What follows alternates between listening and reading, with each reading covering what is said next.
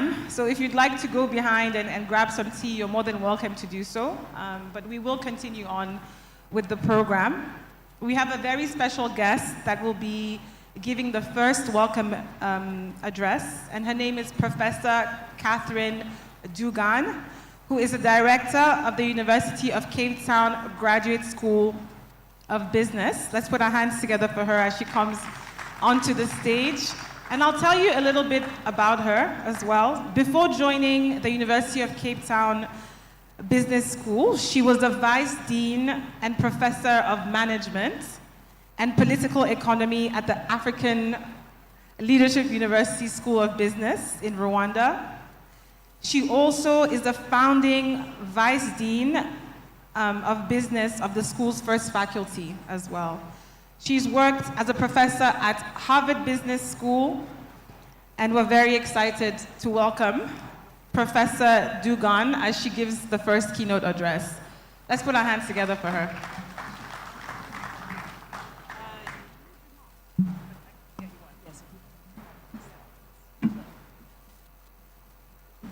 Good morning, everyone. Good morning to the current governor of the Central Bank of Nigeria, to the former governor of the Central Bank of Kenya, to all of our distinguished guests. Thank you very, very much for the invitation this morning. I'm really looking forward to being able to talk to all of you. I do have a number of slides, but I don't have a clicker. And so as we get a clicker on the stage, I'm going to share with you. And that comes from Chimamanda Adichie. And what she says is, stories matter. Many stories matter. Stories have been used to dispossess and to malign, but stories can also be used to empower and to humanize.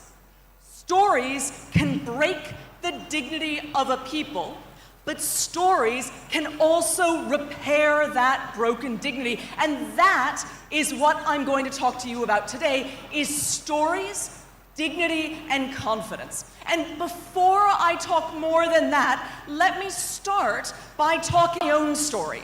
So my family has been involved in Nigeria since the late 1940s. So if you will forgive me, I like to think of myself as a Nigerian. I hope you'll accept me.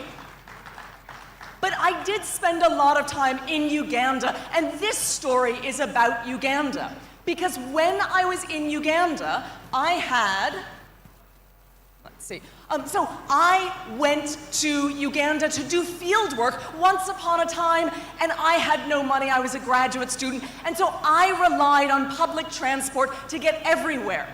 In Uganda, danfos are called taxis. And this is the main taxi park in Uganda. When I was there, I stood here, I looked at this space, and I thought to myself, I should have stayed in California. I'm never going to, in a different way, which is, as you are driving to work in the, they express their discontent, often not in constructive ways, and that happens both, again, in countries as well as in companies.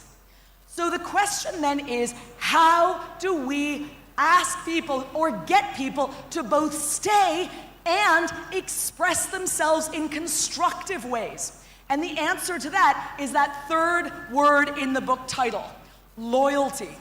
So the question is, how do we get people to build loyalty, to build a feeling of belonging, of having impact, of being part of something larger than themselves?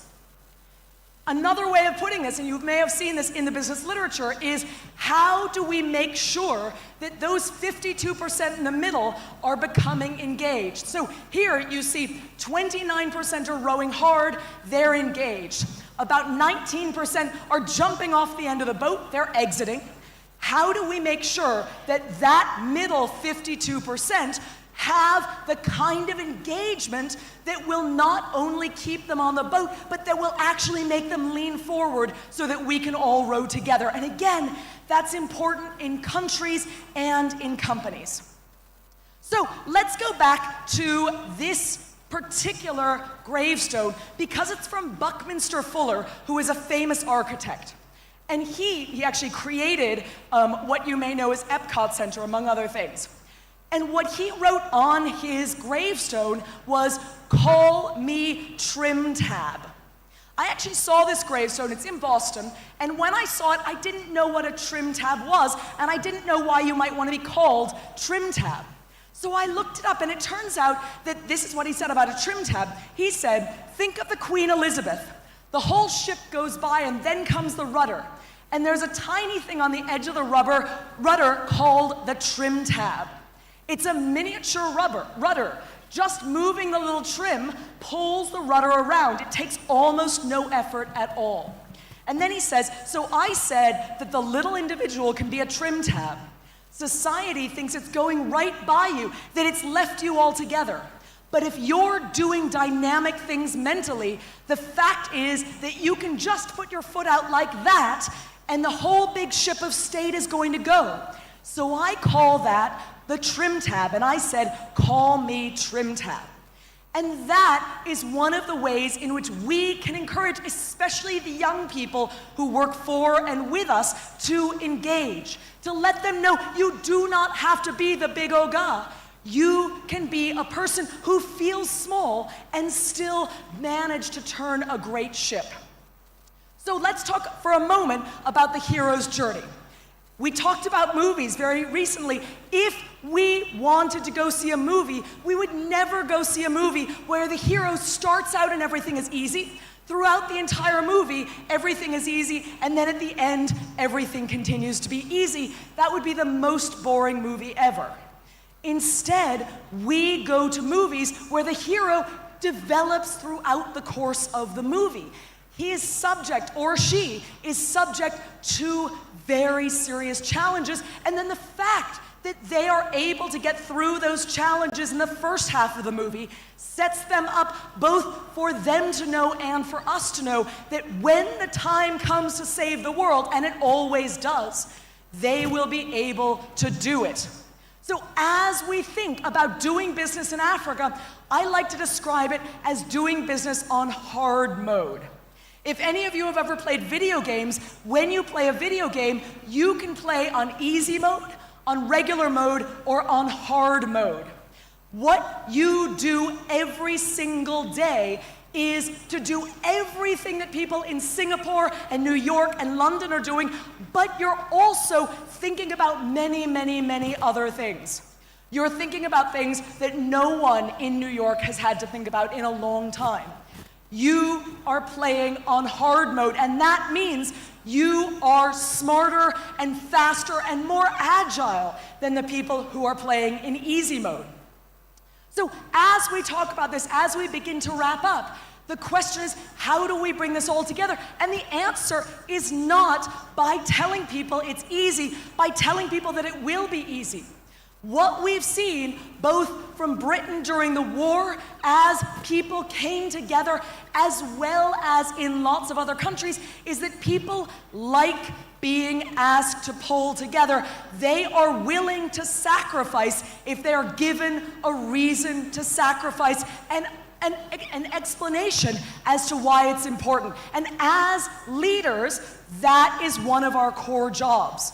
It is to make sure that we are telling everybody where we're going and why we're doing what we do, so that we can then ask them to sacrifice, and they will not only do it, but they will do it in an excited way. They are willing to do it in the way that we see this happening in Britain during the war, and also in Japan, which came from humiliation after the Second World War, occupation by the United States, and built itself into one of the great powers of the 20th century because people were pulling together, they were working very, very hard, and they were thinking about this in terms of a Japanese term called gammon, which means perseverance, patience, and self-restraint. They were sacrificing so that they could come together and build the country.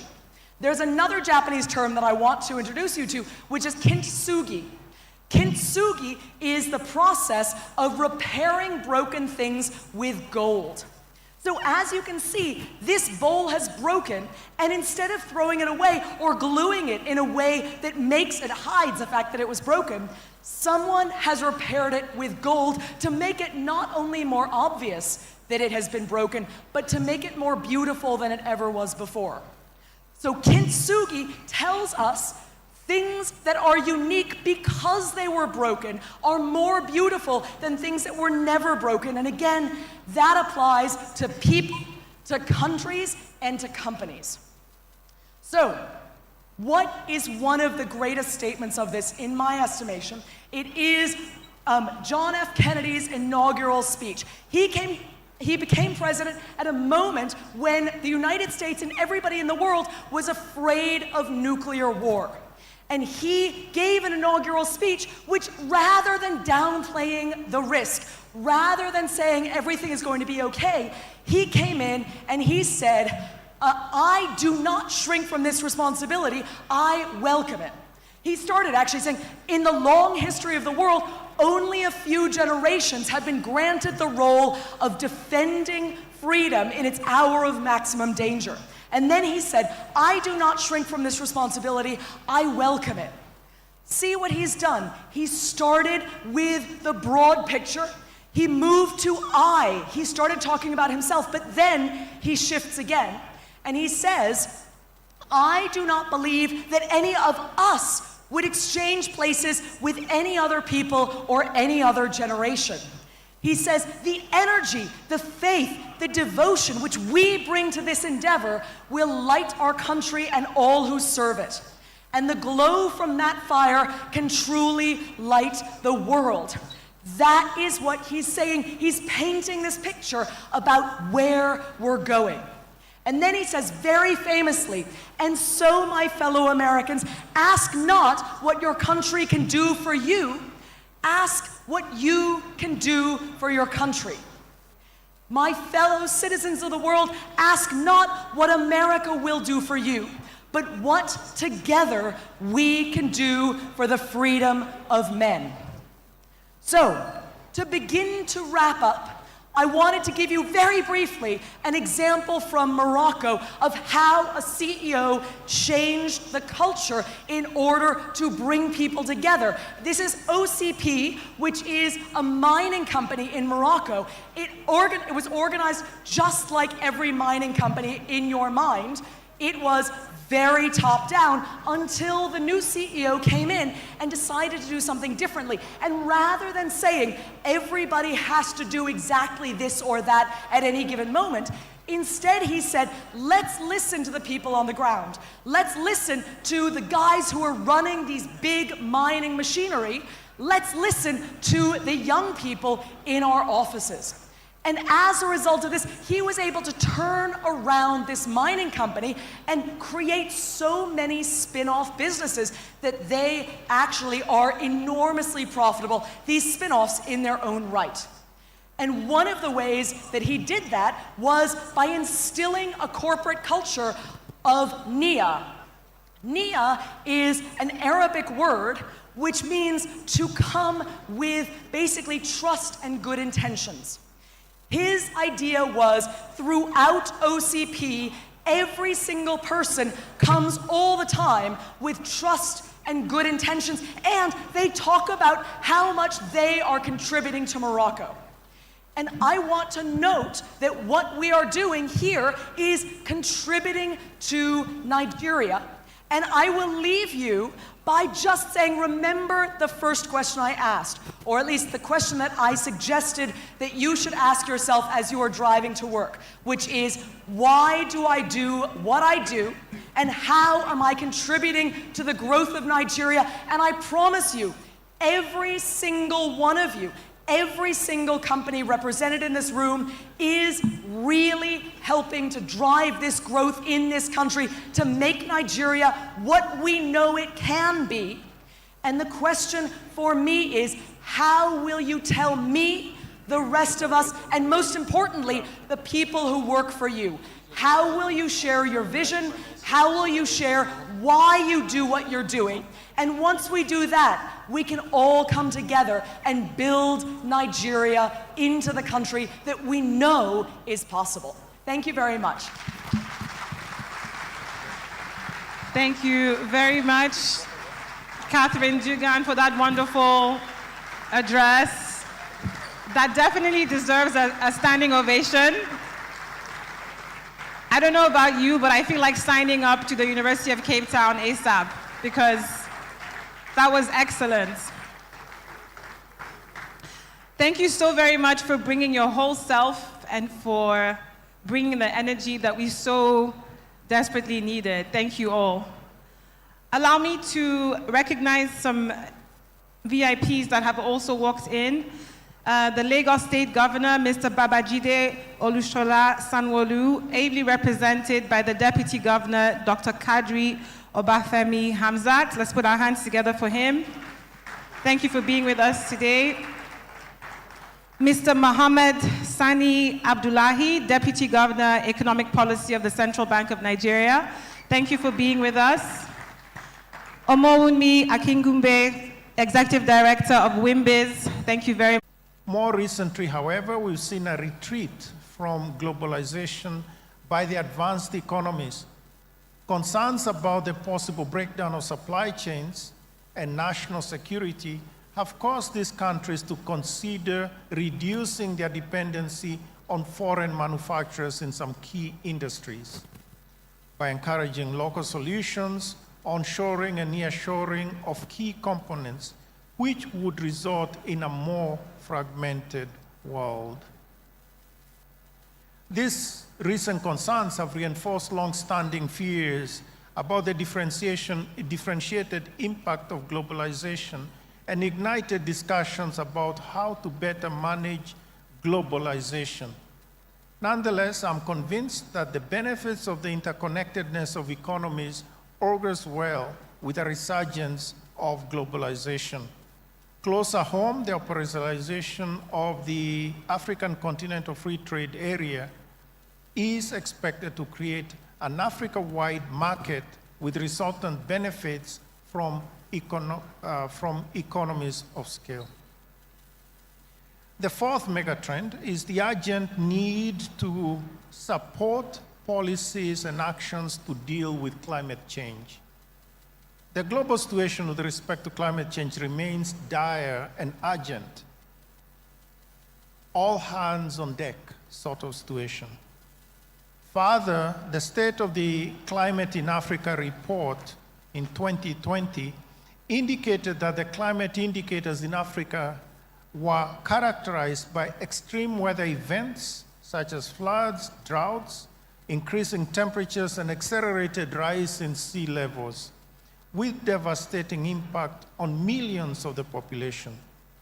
And getting back on track to reach the 2030 targets will require massive acceleration of efforts to mitigate and adapt to climate change by all citizens, corporates, and countries. Further delays in these commitments would spell doom to our destiny. So these are the four megatrends more relevant for us today that I believe will touch every corner of Africa. In the rest of my address, I will reflect on how to prepare for these megatrends. What are the key elements for preparedness for the opportunities that will emerge as Africa transforms towards 2050? What must we do for Africa's moonshot to succeed? For succeed, we must. But before delving into these questions, here's a story I want to tell. Climbing Mount Everest is extremely challenging and dangerous. And with 17 reported deaths, 2023 was the deadliest year in Everest's history. Against this sober news is that of Sherpa Gelje, I'm sorry about the pronunciation, Gelje, who in May of 2023, while climbing with his client and only 500 meters elevation from the summit, came across an unconscious climber, alone, without oxygen, abandoned on the trail by his friends and guides. This was in the death zone, above 8,000 meters, where the brutal conditions would lead to certain death. Gelje Shelpa convinced his client to abandon the summit attempt and instead decided to rescue the stricken climber. Gelje Shelpa wrapped him up and carried him on his back down the mountain for 6 hours. A very daring and Herculean effort, of course, before another guide joined in the rescue. Regrettably, the story's happy ending was shattered by the rescued climber going on TV interviews and social media after he had recovered, thanking everyone else except Gelje Shelpa, who carried him all the way down, who rescued him, and of course, promoting his own exploits. He even blocked the rescuer on Instagram. Just bizarre. Following an uproar slamming the rescued climber, he eventually thanked Gelje Shelpa, and everyone was happy to let the story end there. Now, I recount this story to underscore the huge debt of gratitude that each one of us has and should acknowledge to those that were there for us at crucial moments. We can never fully repay them. You would have thought that having your life saved in such extreme circumstances would be a humbling experience that generated profound gratitude. For me, it is also a reminder of the huge responsibility to build our country and continent the much we can for the benefits of others, even though we will not get the recognition. That's the story I wanted to tell. And I now turn to the question of what is needed for Africa's moonshot to succeed. And I group my thoughts around 4 key themes. The first of this, quality jobs must be created in sufficient numbers to absorb the emerging youth. I think this is obvious. A total of 3.7 jobs, as I said, are created in Africa, and this will increase to more than 10 million annually. I mentioned a number like 15 million. This will certainly not happen if we continue as we have done before. To further compound the problem, we don't even know the type of jobs that will be created as technology is changing quickly. How we work and what we do for work. According to one estimate, about 2/3 of students entering high school this year around the world will have careers that have not yet been invented. So this speaks to the importance of their adaptability, and it puts a lot of pressure on schools and businesses to escape the methods of the past. The second theme, the basic building blocks of economic development must be put in place. This, for the most part, is the legitimate responsibilities of governments, influenced by government policies and actions. While the declared objective of governments is to improve the economic and social outcomes of the population, the most immediate objective is to put in place the conditions that will allow those outcomes. These conditions include strong macroeconomic fundamentals supported by strong institutions, well-designed and well-implemented economic policies, such as relating to tax regime, regulation of markets, protection of property rights, etc. The desired outcomes, of course, include low and stable inflation, inclusive productivity growth, appropriate and predictable tax regime, low cost of doing business, appropriate spending and fiscal budget, etc. The government should also foster the development of its citizens, including providing education, health, security, etc. Nonetheless, there's that sort of exchange between governments and businesses, and I'll make a few observations on this. That first, the government and businesses profess support of good economic policies. That is something that I think we understand and live by. Second, businesses have a long list of grievances, if you may, things that the government and other public institutions should take care of. And I think there are many of these, including the unpredictable tax regime, complications of intra-Africa travel, poor infrastructure, etc. And then thirdly, while there's a lot of dialogue between businesses and policymakers, political vested interests often dominate the outcomes. This is probably an issue more for political scientists to study. But from our perspective, we all know the term state capture, which has now entered.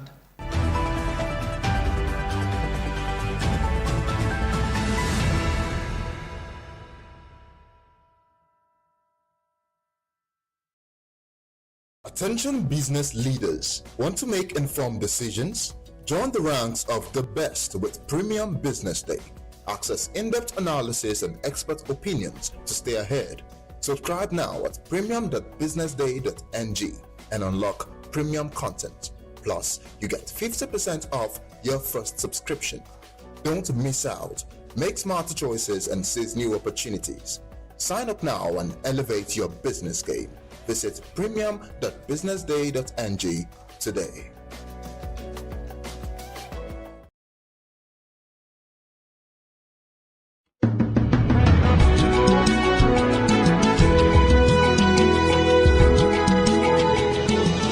Hello, this is Bode Oshosami on Global Business Insights on BDTV, where we bring ideas and discussions on the business headlines.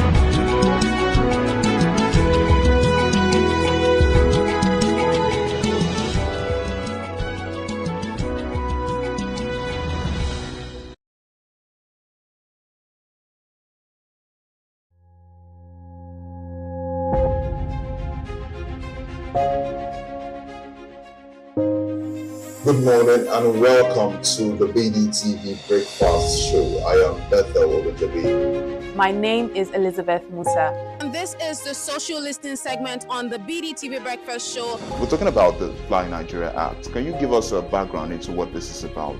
We are here today on the streets of Lagos, Nigeria, to gather opinion about a pressing issue.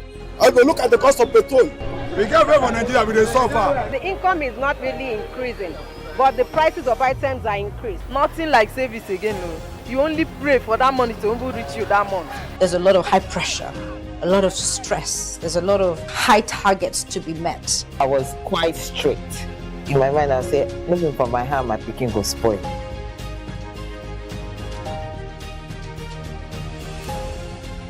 To allow all banks and all the players in the space. 15% inflation target achievable in 2025.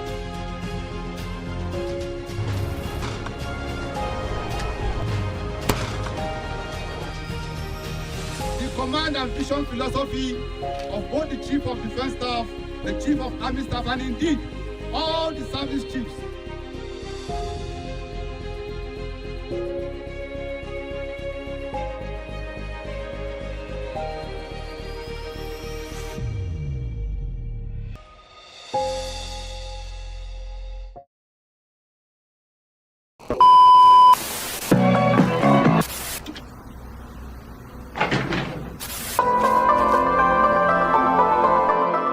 This is the Business Day television broadcast.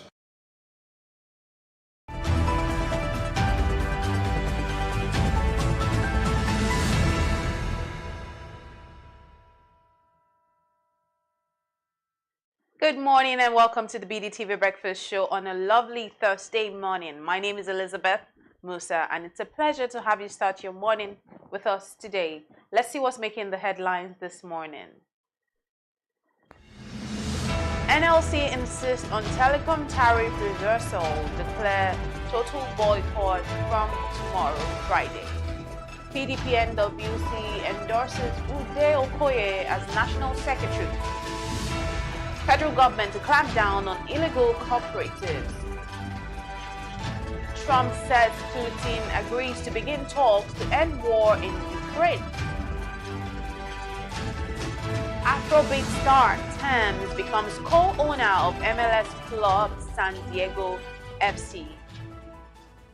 We begin the news in Nigeria, where the Nigeria Labour Congress has condemned the implementation of the 50% tariff hike, demanding immediate reversal and total boycott of telecommunication services from Thursday, February 13, 2025.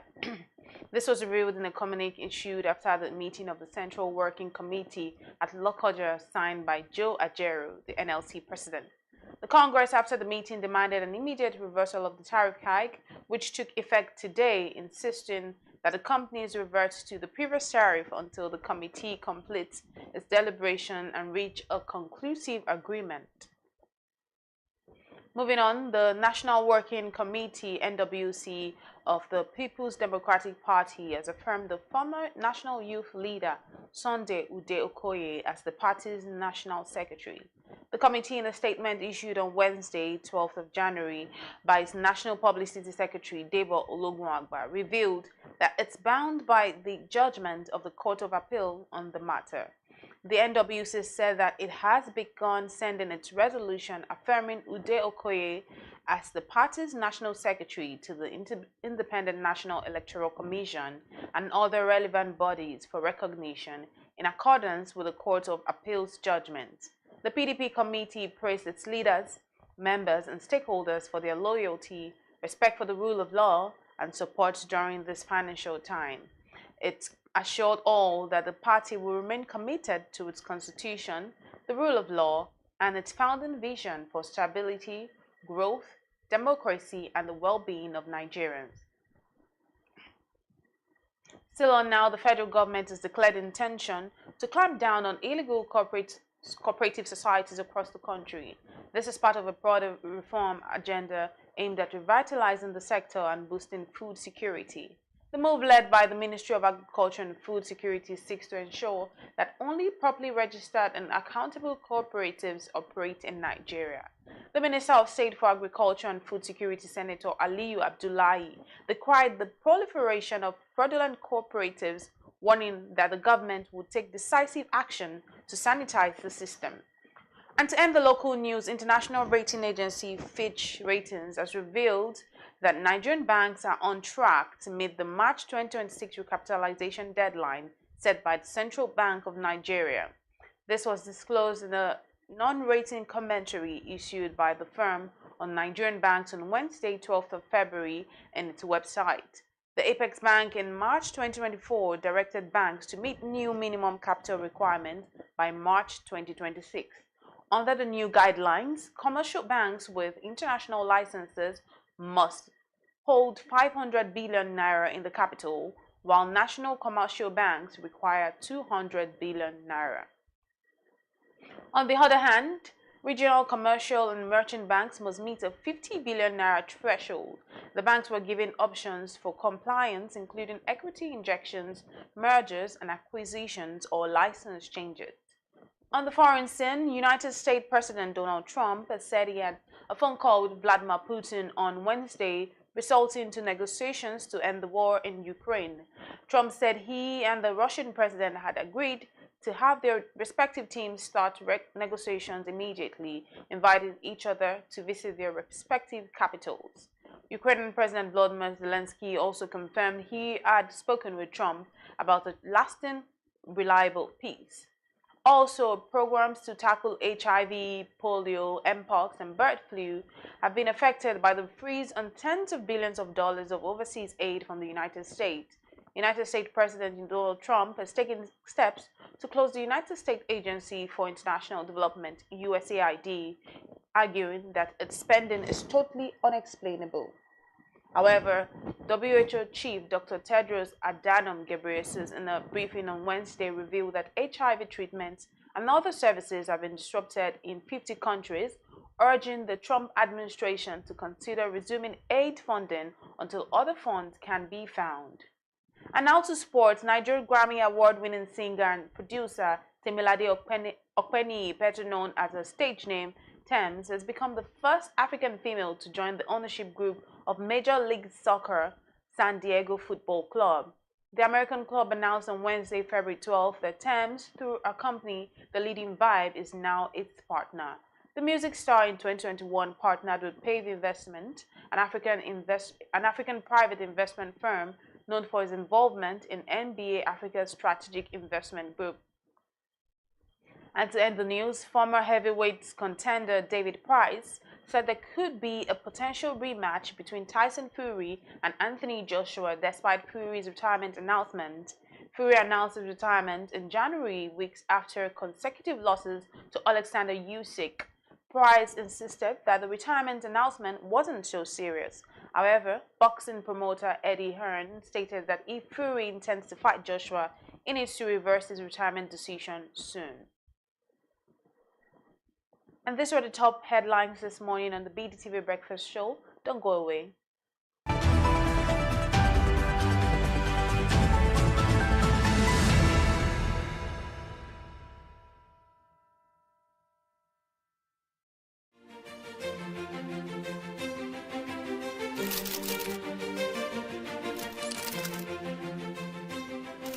I am, of course, a great admirer of the impeccable credibility, professionalism, and business savviness of BusinessDay.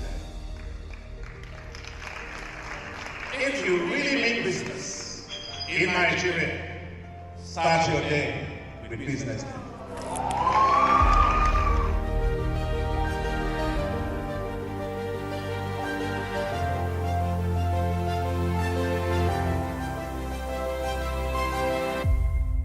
BusinessDay is West Africa's leading provider of business intelligence and information, delivering premium content across diversified media platforms, including online, mobile, and print.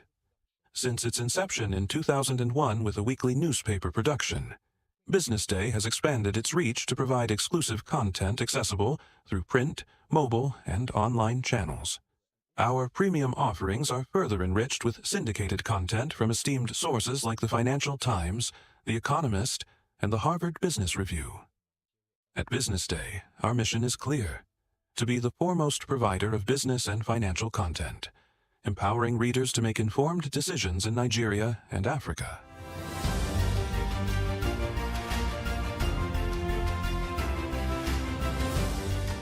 Since our establishment, we have been committed to delivering insightful, relevant, and accurate information about Nigeria's business and finance environment, while contextualizing the impact of global events.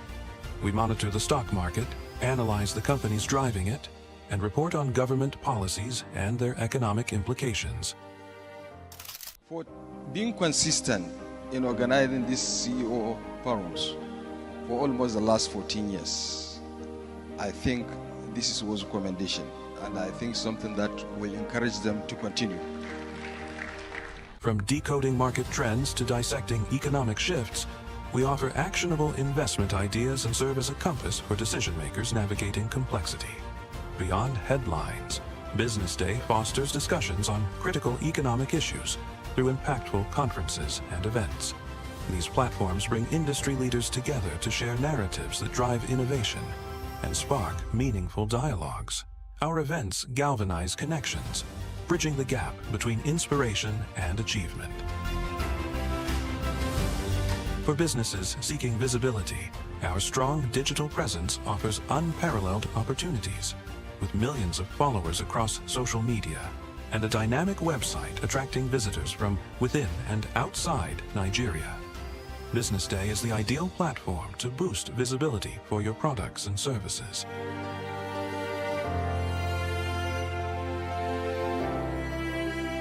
If you're looking for in-depth analysis and expert opinions on Nigeria and Africa's business landscape, BusinessDay is your guide.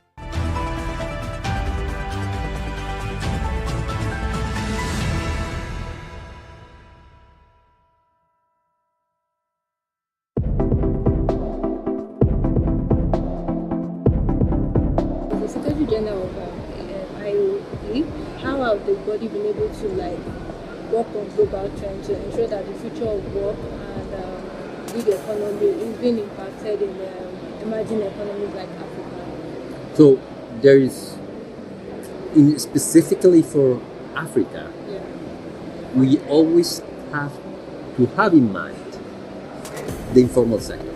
Okay. The informal sector in many countries in Africa goes up to 70-80% of the total GDP. Mm-hmm. So that means weak institutions, sometimes we mean also lack of compliance, and sometimes it means also bad regulations, sometimes it means corruption.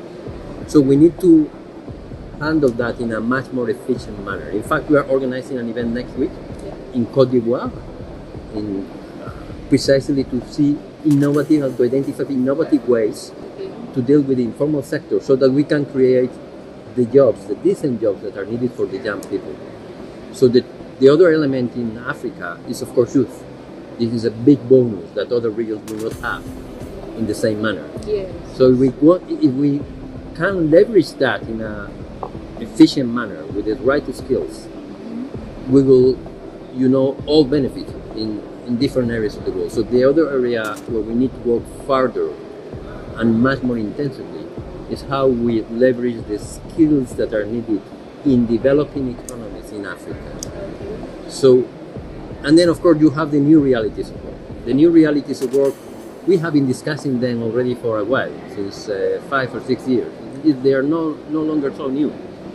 So what we need also is to go to face them, not with fear, but looking at them as big opportunities. AI bring strong opportunities for people, for individuals, for young women, for young men, also to do entrepreneurship, to bring also new startups, to also to skills themselves, to also connect better with other areas of the world. But for that you need connectivity. You need good internet connection, you need good infrastructure, you need also good educational systems. But those are opportunities, please don't face them with fear. That's how we see them. One of the main challenges we have is that the collaboration between the private sector and the educational systems is still very weak. Okay. For many reasons.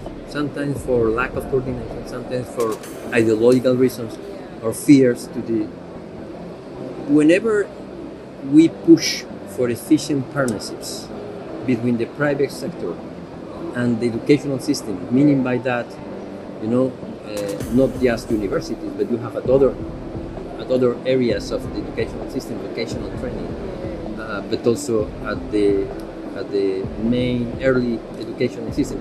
Once you have this connection much stronger, you will be able to identify better the needs of the labor market. You'll be able also to provide young people well ahead the competence that they need, the mathematical skills, the scientific, the reading, the basic skills, but also the social skills, the human skills.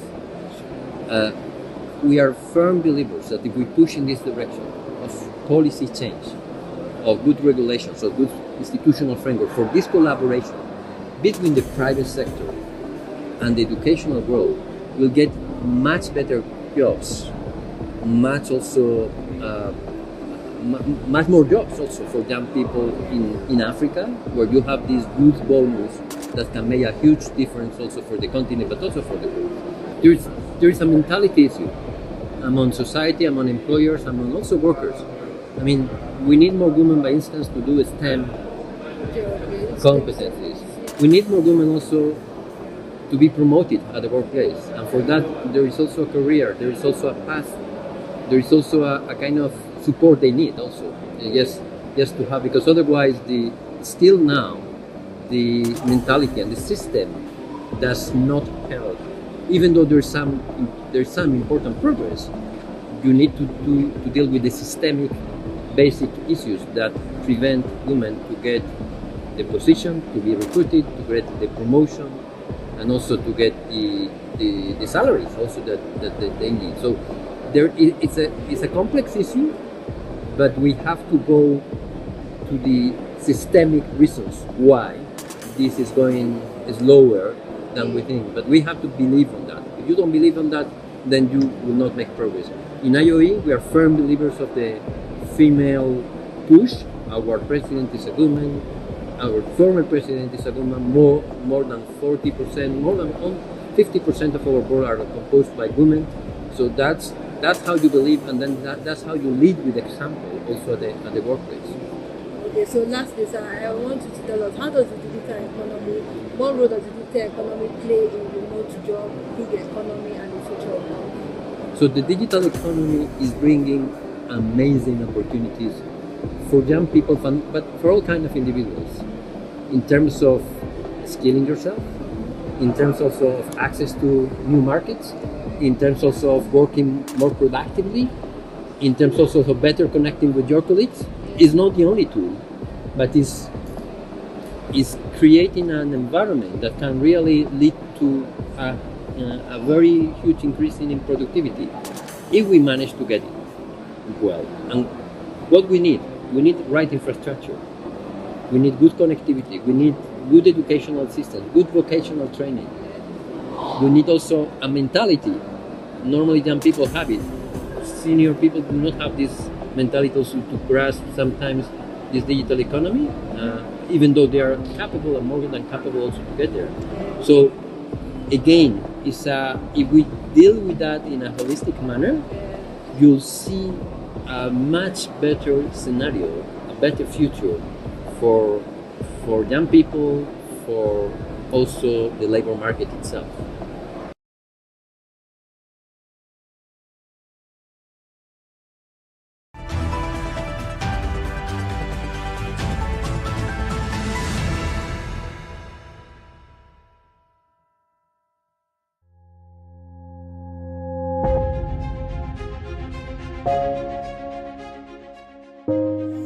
Good morning and welcome to the BDTV Breakfast Show. I am Bethel Ogunjobi. My name is Elizabeth Musa. And this is the social listening segment on the BDTV Breakfast Show. We're talking about the Fly Nigeria Act. Can you give us a background into what this is about? We are here today on the streets of Lagos, Nigeria, to gather opinion about a pressing issue. I go look at the cost of petrol. We get very Nigeria with the suffer. The income is not really increasing, but the prices of items are increased. Nothing like service again, no. You only pray for that money to reach you that month. There's a lot of high pressure, a lot of stress. There's a lot of high targets to be met. I was quite strict. In my mind, I said, looking for my hand, my picking will spoil.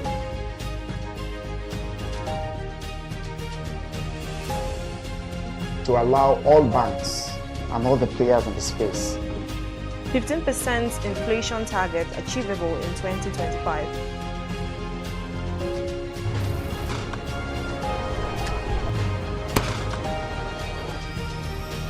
The command and vision philosophy of both the Chief of Defense Staff, the Chief of Army Staff, and indeed all the service chiefs.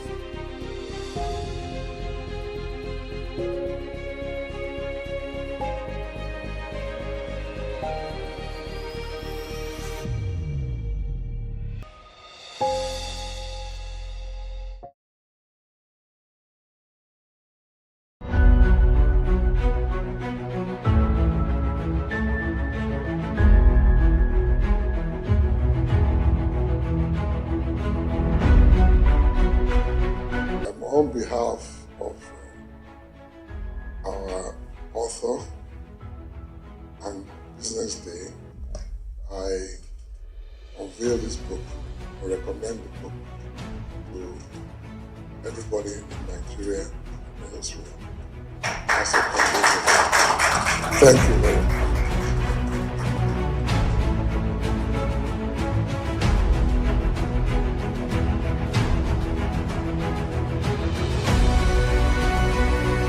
I want to congratulate you, Femi, for putting this together.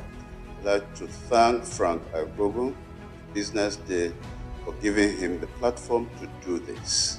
I was part of this because our facility was asked to answer questionnaires and fill forms.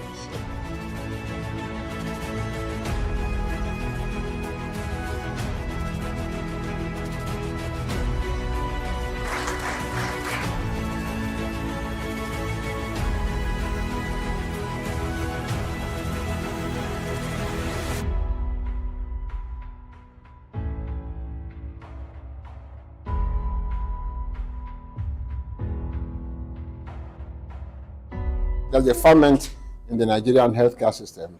There are a lot of challenges, but there are also a lot of opportunities. And then the fact that the private sector is beginning now to take its rightful place. It's not now being seen as...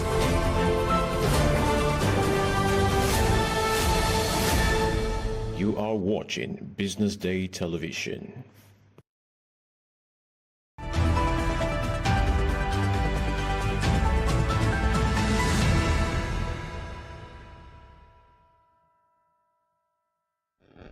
Welcome back to the BDTV Breakfast Show. This is the newspaper review segment, and I've got here in the studio with me Mr. Muhammad Akonji. He'll be discussing with me on some of the stories on the front page as always. Welcome to the show. Thank you very much for having me, Elizabeth. How you doing? I'm I hope you had a good night. Thank you. I did have a good really, night. really my How pleasure about to you? Oh, I mean, it's good as always, and we are back again, ready to fire. Ready to fire. I love that. So let's see what we are firing with this morning. Let's start off with the Punch newspaper this morning and see what we have. ACF others tackle Ganduje over no vacancy comment. Again, this is on Tinubu's re-election. Upward tariff hike. Labour subscribers plan telcos shut down for March 1st. Tax reforms. Reps divided as bills scale first reading. Federal government may ban trucks as tanker fire claims 493. Whoa, I did see this coming. You know, it's banning trucks the way forward. Well, I don't know. Tony Elumelu Foundation partners UAE entities to empower African entrepreneurs. That's a good one. APC hires private firm for membership e-registration, and this continues on page 14. Hoodlums in court for abducting policeman in Ondo. Reps summon customs CG over officer's retirement. But let's start with the first two. Tinubu's re-election. ACF orders tackling Ganduje over no vacancy comment, and Babachir hinting at North's consensus candidate as ACF. Mohammed counter APC chair. What do you know about this story? So it's still a build up towards 2027, and these stories further ruffled. Realignment and alignment going to be able to happen. They are somewhat expected as to. But what is actually about this was a statement credited to the APC chairman, Alhaji Omar Ganduje, when yesterday was visited by the President Bola Ahmed Tinubu media team, who paid a courtesy visit to his office in Abuja. And being an ex-governor and a man from Kano State, you know, he reiterated his bold, I don't know if I can call it warning, or I can call it a sound notification to the North that no vacancy exists in the Aso Rock in 2027. And that, as I said, ruffled feathers. That have been able to, you know, tickled a lot of reactions, especially from the northern camps.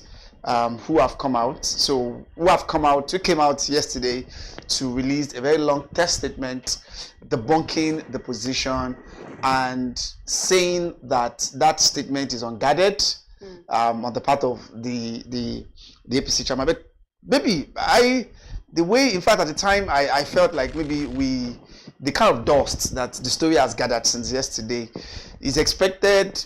I found, to me, at the point I was like, okay, is this really needed for them to be able to react to what the chairman said?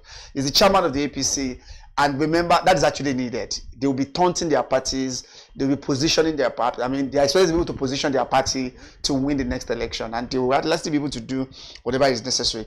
But ACF is the Iowa Consultative Forum, which is the socio-political body that represents the North. Just like we have the what's it called? The Egbemodudua here, what do you call them here? That we have for us in the Southwest. The ones there was a name that was actually be able to that they had given to them. We have the the Ezegbundigos that represent the Igbos, you know, in that climb.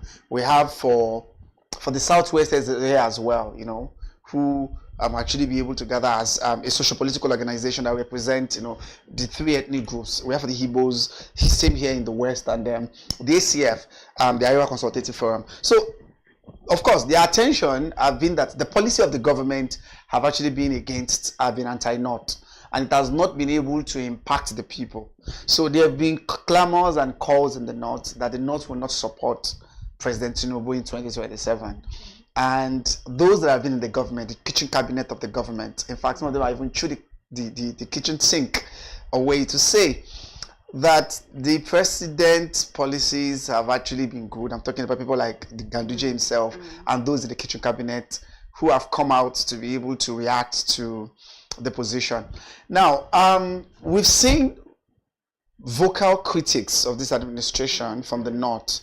President Babachi Lawal, who was an ally that turned the foe of the president, they're a very strong ally, and now coming out. Then the former governor of Kaduna State, I think that's another very, very vocal voice that we've had. In fact, there was a tweet that he liked yesterday, emanating from a man called Uche Dalia, who posted something like, Tinubu may be given the former president Goodluck Jonathan's treatment in 2027. Okay. I don't know. And then you see, I mean, maybe like the way he was not given second term, that's actually the treatment he was talking about. That the way the North backed off, you know, the way they descended to be able to disembark from Jonathan, they may likely be able to do same. And the way the governor of Kaduna State liked that tweet, actually not from him, but being a person, being a chieftain, a very important leader in the APC, I liking such a particular statement, you know, ruffled some feathers as well, and then created a kind of attention in the air as to why that could be the case. So ACF, as I said, felt like most of the policies, yes, they supported the president in 2023 election. They've actually been clamoring, they've actually been advocating or concerned about the present policies of the government that they believed have actually put the North at a disadvantage. And so those alignments were coming on board to see maybe they are going to support another candidate. Will it be bringing out a candidate against from the North, or throwing their weight behind another Southerner? That's the question. Because if you heard from what Punch reported, Ganduje, when he was meeting with the team yesterday, the PBAT team, said 2023, you know, in days leading to 2023, they went to meet the president, the ex-president, Muhammadu Buhari, to inform him that the North has served 8 years under their party. It was a party arrangement. Now, it is the turn of the South to spend their own 8 years. But we know that the Constitution did not make provision for 8 years. 4 years the first term, then another 4 years for another term, not 8 years for a stretch. Because what I was talking about here is till 2031 that the president will be in the saddle. And then the reactions and then the opposition to it has been like, the Constitution never made a provision for 8 years. It's a 4-year tenure. And then for him to seek re-election for another 4 years. So the statement coming out from his quarters yesterday is just to say that the president will be there until that 2031, and most of the northern voices, northern elements, you know, people from the North have come out to be able to raise very, very strong opposition to that. We know that INEC, you know, in days leading to the time INEC will be able to officially declare 2027 campaign open.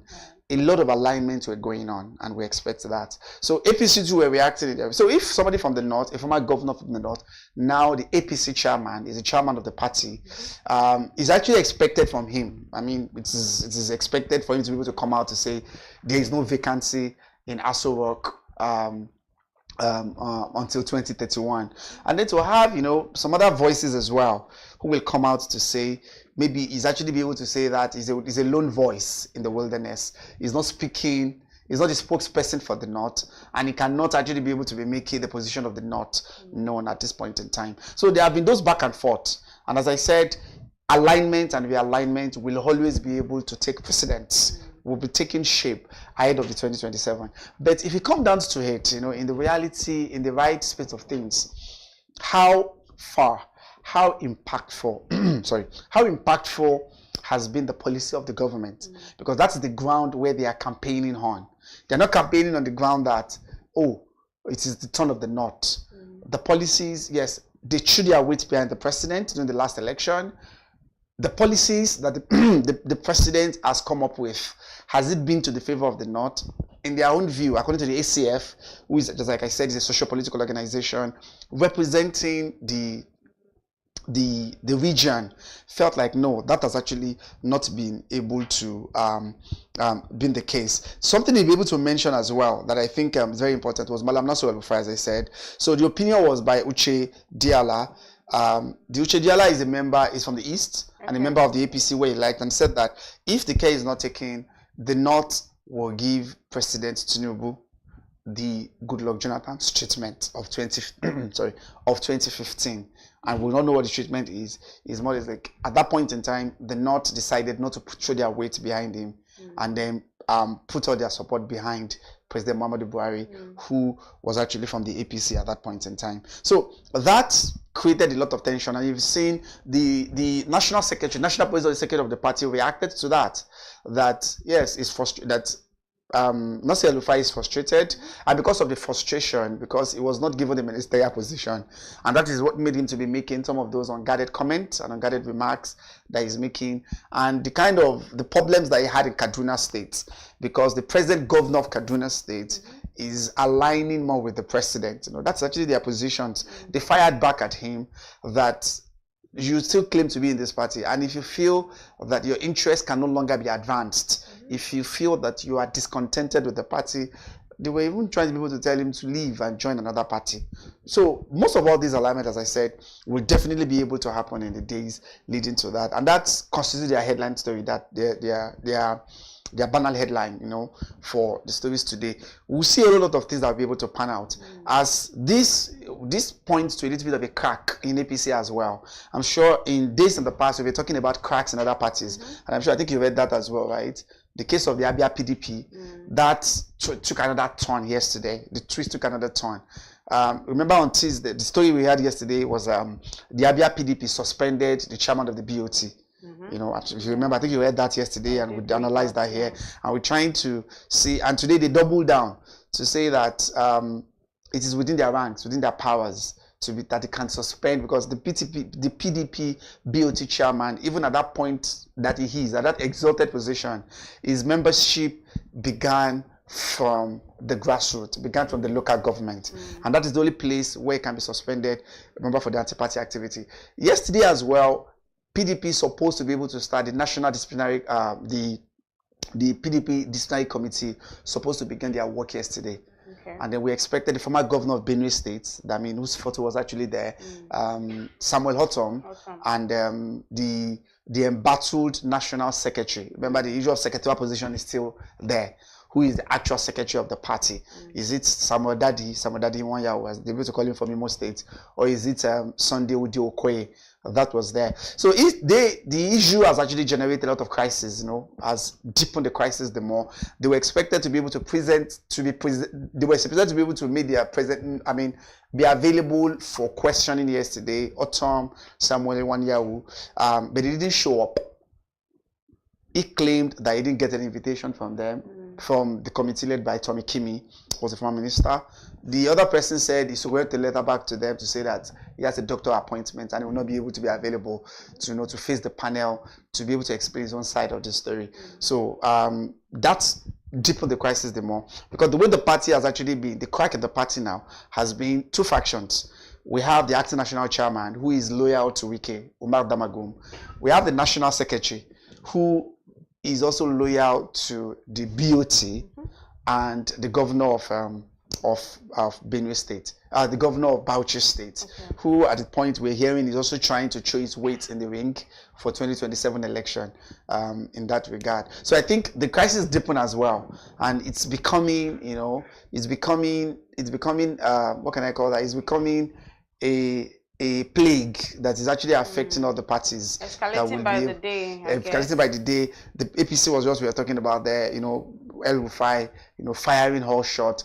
Babachir Lawal, if you remember, Babachir Lawal was the one that said, spend 60 million to cut grass during Buhari's time. And I think El Rufai also said something about no matter how much they try to, come after him or kill him or something. Yeah, that was, we think we did that yesterday. There was a report about NSA, National Security Advisor, is planning to be able to get him arrested and put him in a dungeon. That he had a dungeon where they torture people. He raised that. I think we talked about that yesterday. That he had a dungeon, a gulag somewhat in the National Security Advisor, where people are where political opponents are tortured, whether that is true or not. But I'm sure this is not the first time he's making the claim. During the time of Jonathan, if you remember very well, he made the same claim. Of course, that in fact, Jonathan had a list of 12 people to be killed, and his name was 7th on the list. Where does he get these things from? But he's a politician anyway. Is this his own, imagination, gimmick or what? Let's see another. Let's take a look. Maybe I don't know the gimmicks, but the cat said there can't be a smoke without fire. Of course, so I'm sure during Obasanjo's time there were a lot of claims. It was a minister under President of Obasanjo. Remember, that was the person that even put him on board before they had their fallout. So politicians will always be able to have his own paranoia as well in things like this, maybe. Right. So I think we see that, and I think another thing we read was the tax reform, right? Yes, I think that's tax actually reforms, reps divided. But I want to talk about the federal government may ban this story on federal government may tankers. ban trucks as tanker fire claims 493. Since 2022. Firstly, do you think this is a good? We're not for sure, but do you think this is a good move if that was to happen? Yeah, because is that really? Is that the next thing? Is that the right thing to wait forward to do? Because the articulated vehicles, the story there, I think I had that. This year alone, this year really started 123 people have died. If you look at that, of the 493, this year alone has claimed 121 or thereabout. Because if you look at the content of the story, they were saying it there yesterday, the representative of the government, you understand, was saying something in that regard, that in fact about 120 has died already so far this year. And I'm sure you just be able to allude to that as well, about constant incidents of fire tankers. The last one we had one in Jigawa, we had in Oyo State in Ibadan, right? There was one that happened, was in Kebbi or thereabout as well, that happened very, very recently, about the incessant, tankers falling down, spilling their content, and then people rushing there to scoop fuel and things like that. So I think maybe that was because the story was actually be able to generate yesterday. And they are mulling, though they are still talking about it, that it needed to be done. And that was Engineer Farouk Ahmed was the one who came up with it. The chief executive of the midstream and downstream petroleum regulatory agency that gave the statistics yesterday. And look at what he mentioned about the statistics, and I think it would be good. I'd like you to be able to get this. He was talking about this year alone, there have been 121 fatalities, death already, 79 injuries that happened. That in 2024, 11 accidents were recorded and 341 deaths happened last year alone. The first 2 months of this year, we've had 121 deaths. 79 people are critically injured, still receiving treatment. Relative to last year, where 341 deaths were recorded. 341. Through the year. Over the year of all of 2024. We've just had 2 months, and 121 has already happened. You understand? It's just alarming. And so maybe something needed to be done. They are still mulling it anyway. They've not finalized. In Nigeria, we're talking tanker explosions. In America, we're talking airplane crashes. Okay. And I don't like the way the year started with all of this death. And I'm sorry, it's actually be able to give you such a depressing kind tone. Of a dampener somewhat, maybe. So when he was reading out, the Engineer Farouk Ahmed, who is the chief executive of NMDPRA, was actually reading out, these statistics. Of course, there are those numbers, but remember, these are humans that are behind those numbers. And then he concluded there that in fact 2023, because I think that's what he concluded, that 2023, the whole of 2023 was just 23 deaths that were recorded. look at the way it spiked between 2023 and 2024. Just 23 deaths in 2023. Last year was 341 deaths. And already, just 2 months in the year already, we've had 121. The other 79 are critically injured, because if you look at the broadcast that you read out yesterday, And that's what I was thinking, maybe, yes, and that's the question you ask, would it be a good move? Yes. Maybe we should not be able to use pipelines, waterways, or other channels, to think through other channels, to move fuel. Dangote, for example, said 25% of the refined petrol are moved through the land, 75% are through the waterways. So maybe it is high time we started considering these other options, these other options, the pipelines and other channels to ensure that. So the NATO, the National Association of Road Transport owners, the truck owners who are in charge of that, are pushing back, because they had a very serious pushback when the information came from the federal government yesterday that they are mulling the possibility of banning trucks, operating on the road, to reduce these fatalities and the rate of death that will actually be able to happen, especially trucks, those that have like 60,000 normally, because the average capacity is 33,000. So what they are mulling is trucks with more than 60,000 capacities, are those they are still mulling for a start. The typical one that you see that move well about, or that moves at 33,000. So if you have a 60,000, when it gets to corner points where they need to be able to maneuver, that's where the problem always happens. They wanted to maneuver. In the process of maneuvering, the articulated things that they carry behind them will just fall down. And with the orientation, with that orientation, attitudes and poverty level, people just quickly jump into that. Instead of people to be running away, they try to be able to scoop the fuel, and then the damage is really, really inestimable. It's unimaginable damage of what the combustion, when it exploded, that it can cause. So they are mulling that at the moment. The final decision has not been made yet. They will likely be able to come up. He was discussing these statistics, and that was where he was coming out. Okay, maybe what they are going to do is to look for a possibility of banning trucks. They need to find the best with possible such amounts of content, because we're talking about lives here. So whatever it is that is best, we are all for it. It needs to be done. Let's talk about the tax reform. Reps getting divided. That is a very, very fundamental thing. Scale first reading. Okay. What do you know about this? At least eventually, maybe has it gone? Because I'm sure since August last year, if I'm not mistaken, we have been on these, right? There have been a serious back and forth on the tax bill. So it was good that at least the House of Reps bailed the cat yesterday, started a discussion. So even though there were a lot of pushbacks, I'm sure you read that there were a lot of oppositions here and there.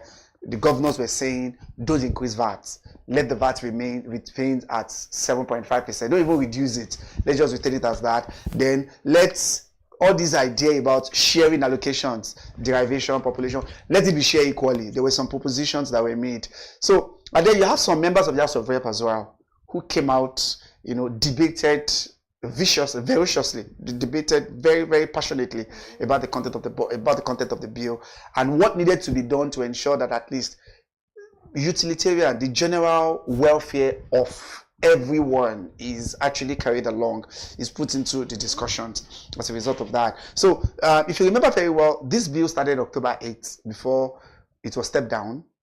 The pushbacks that we have from especially the northern senators, I'm sure, northern senators and the northern governors, then eventually the governors themselves, the group of the governors, the Nigerian Governors Forums themselves, had a pushback. So it is good that it saw the light of the day, but there are some certain amendments that were made, right? There were certain amendments that were made. I told you about the VAT, about the principle of allocation. The taxman, as they call him, Mr. Taiwo Yedele, made certain submissions, right, as to how VAT should be distributed. So it seems there's an adjustment to that from the governors, in terms of the allocation. That's exactly where they are coming from, because they see it that will be an avenue to be able to reduce what comes to them. So I think that has been factored into it. So after the deliberations, from the senators, from the honorable members yesterday, it's killed the first reading. They moved to second reading. So second reading now, in fact, where it is today, public opinions. There will now be public hearing. We'll now go up on it. Let people come. Expert opinions. public are invited to be able to come to the National Assembly to bring in their own views, their perceptions, and some of the contributions will be able to go in the second reading before it will move into the committee level. So those propositions that they made submitted yesterday, digitization, a proper explanation about derivation. So according to the taxman, derivation should be the first priority to be used to share. So derivation is saying, if Miss Liz made a call in Lagos, then we have Mr. Isaac that made a call in Nasarawa. Now, because MTN office is in Lagos, where the tax will go to normally is where the MTN office is located. That's in Lagos. But how about Mr. Isaac that made the call in Nasarawa? Remember, that's why can't the revenue go there? That's the question.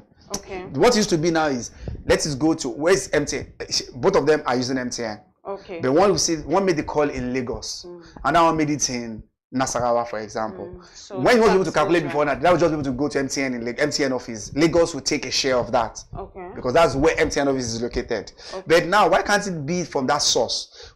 How can we be able to distinguish the one that comes from Nasarawa, those calls from Nasarawa State? Can we be able to distinguish it from those calls that come from Lagos? Okay. So we can be able to now share it along those criteria, not those parameters. That's what the taxman was trying to propose. That is what I was saying. Since MTN office is in Lagos, so let all those things, all those calls that they receive from MTN, let's just go to Lagos.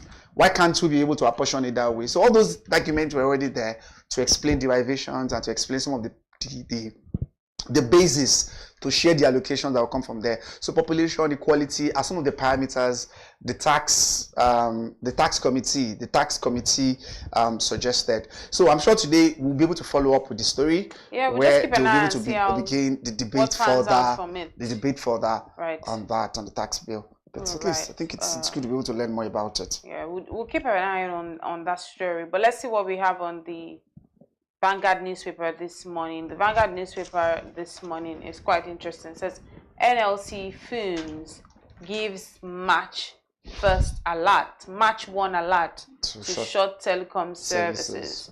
Again, up tax regime still. Civil servants pay more than increase in minimum wage. This is from NLC. Okay. National grid collapse triggers widespread darkness. I don't know if you experienced darkness yesterday in your area yesterday. I think it was actually quickly restored. It was restored. It was quickly restored. I think now the national grid collapsing is no longer fearful as before.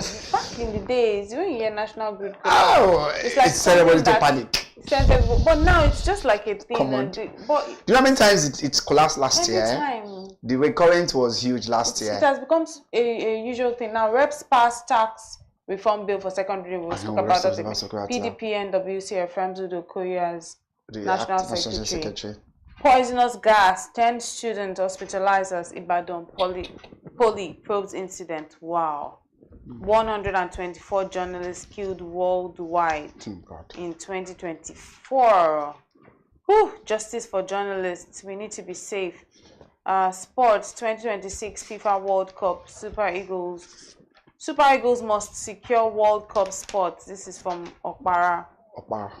Tanker 5. FG moves ban on trucks with 60,000 liters capacity. But let's talk about NLC filming and giving March 1 alert to short telecom services. I'm sure you heard what they said. They've declared 3-hour boycotts every day. Of all operator services from today. Of course, 11 a.m. to 2 p.m. That's what they said. I hope you're going to be able to put up your phone. Don't buy data. Don't buy so that you can be able to boycott their services. That was what. Do that. How would they regulate that? I don't even know. That was what they said. You know, it becomes so laughable. They asked Nigerians to suspend purchase of data. Telcos talk. Say Labour moving towards treason. Natcoms berates NCC. Ask regulator to redeem their image by sanctioning telcos. I'm sure. So I don't, because I thought I was supposed to be able to ask you, but because we started a bit behind. That was why I wanted to ask you that. I hope you're going to shut down your phone by 11 a.m. this morning. They can regulate that. You just ask Nigerians and workers. You want to start with workers first.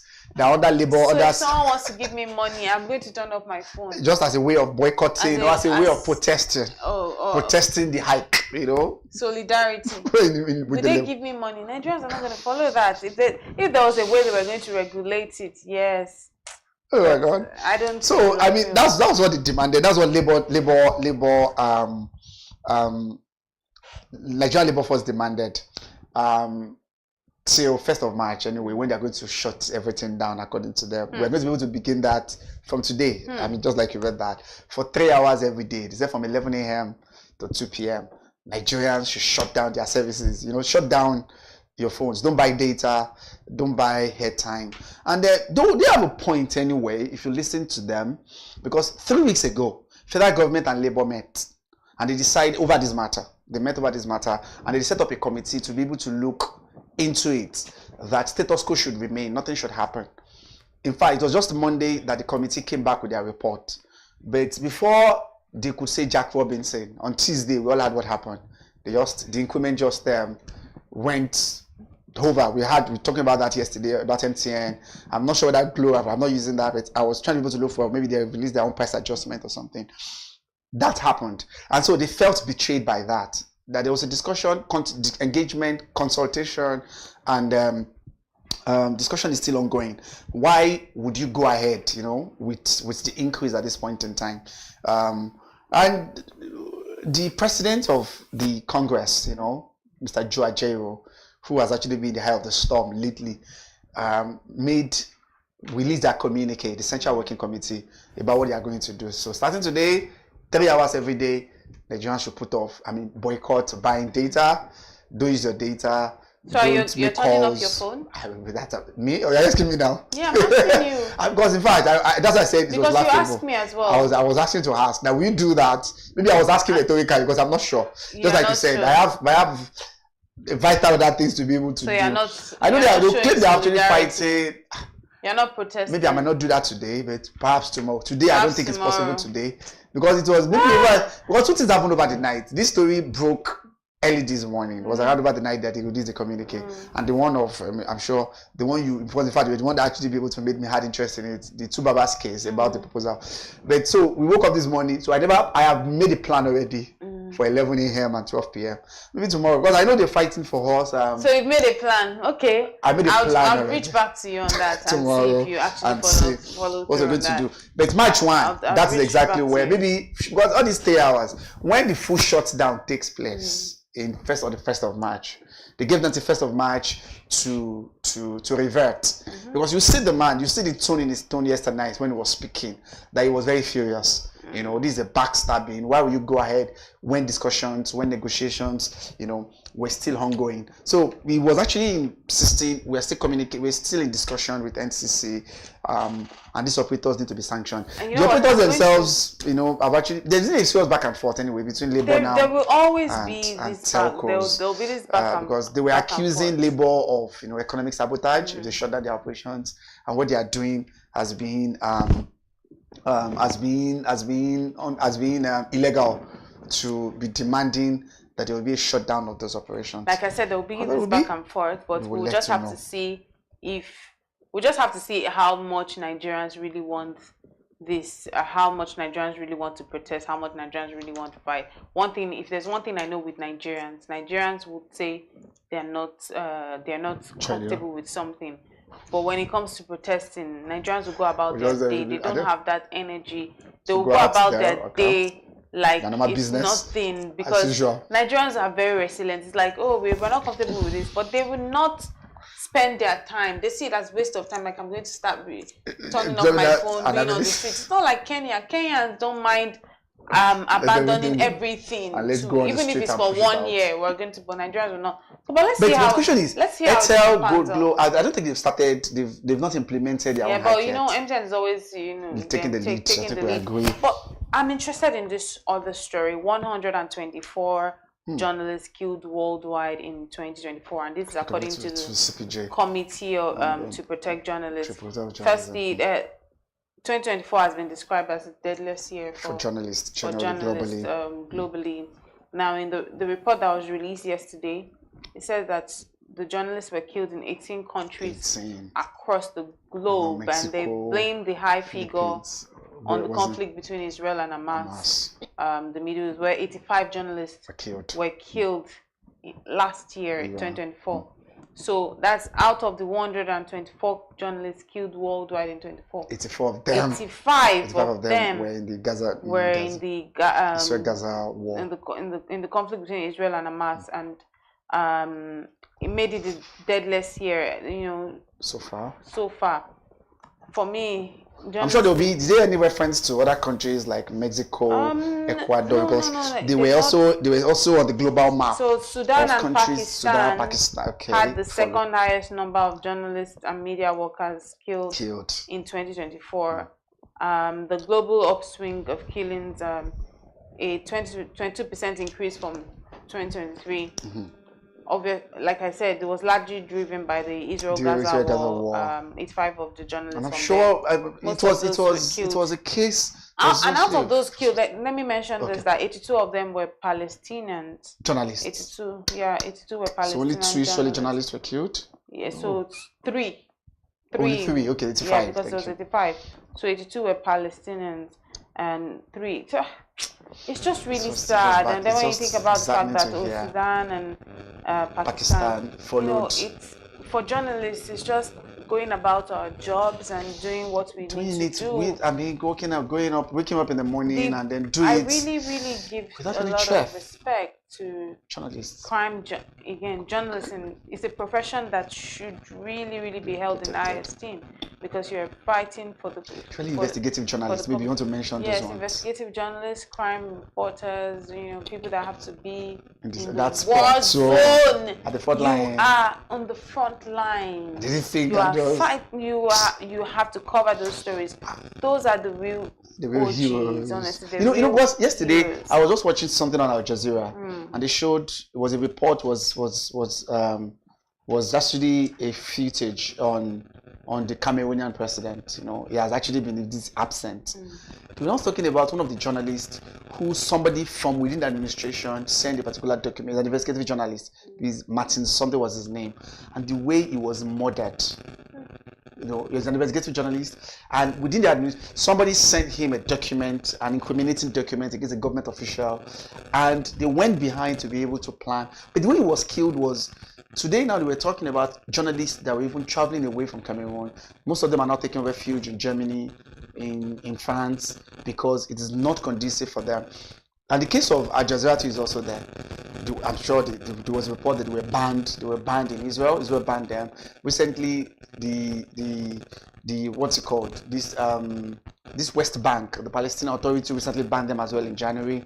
And then 85 journalists died. That is disheartening.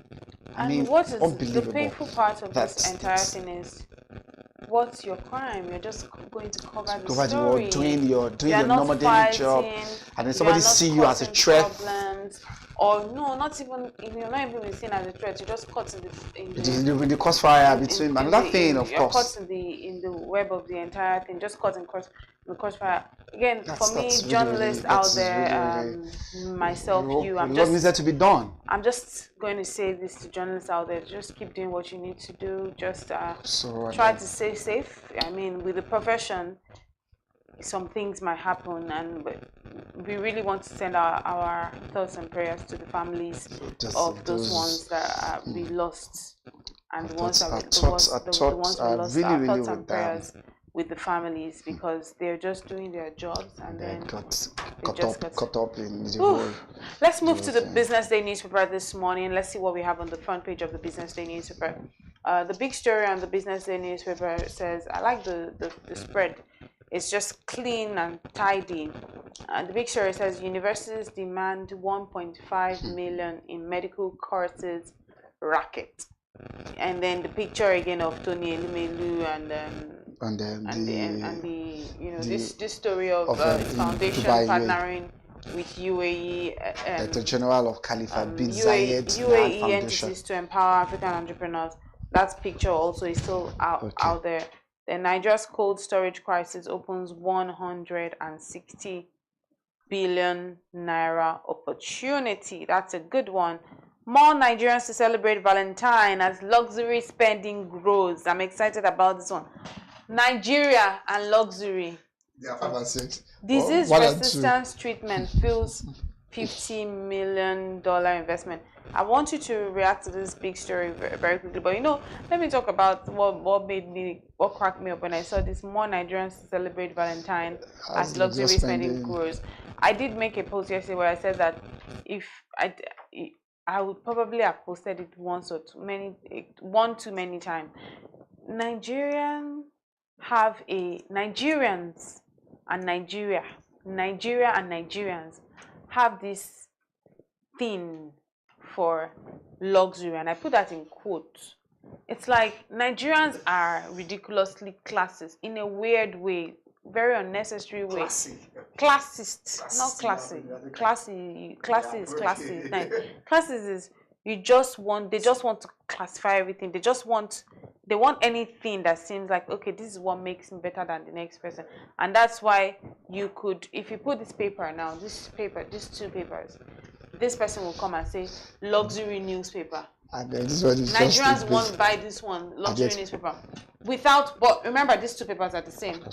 Do you understand? Usually luxury should be like there's something about it that makes it unique. And then but in Nigeria there's nothing. It's just luxury newspaper, because Nigerians, a Nigerian that has money, if you had money more than me, you would want to show off. This is what I'm using the luxury paper. And that's why in Nigeria you see many times. Have you seen now, we have luxury suya. You'd have seen me post the other day. And when I saw luxury suya, and I'm like, luxury suya. What could be luxury about suya? Let's be honest. Maybe what the garnish this with. There are just some things. No, suya has a recipe across the board. Like that is the usual onions. And that's what makes suya what it is. Any other thing that you're adding to suya to make it luxury does not make it luxury. It only downplays the quality of suya that we have, because you know what I mean. I understand you very well. Suya is a Nigerian delicacy. And we know what always goes into it. You know what goes with it. The newspaper to wrap it. The yaji sauce. The sauces that you have to. The yaji sauce. The onions. And what did you use again? These days, people and other are things. saying paper. Sometimes we joke about that. The newspaper has to be the ingredients. Sometimes we joke about the newspaper has to be the ingredients, because when you think about that this is newspaper. Yeah, fine. These days, because in some places they're trying to wrap it in foil and all of that. Okay. But many times people are like, they can't wrap their head around it.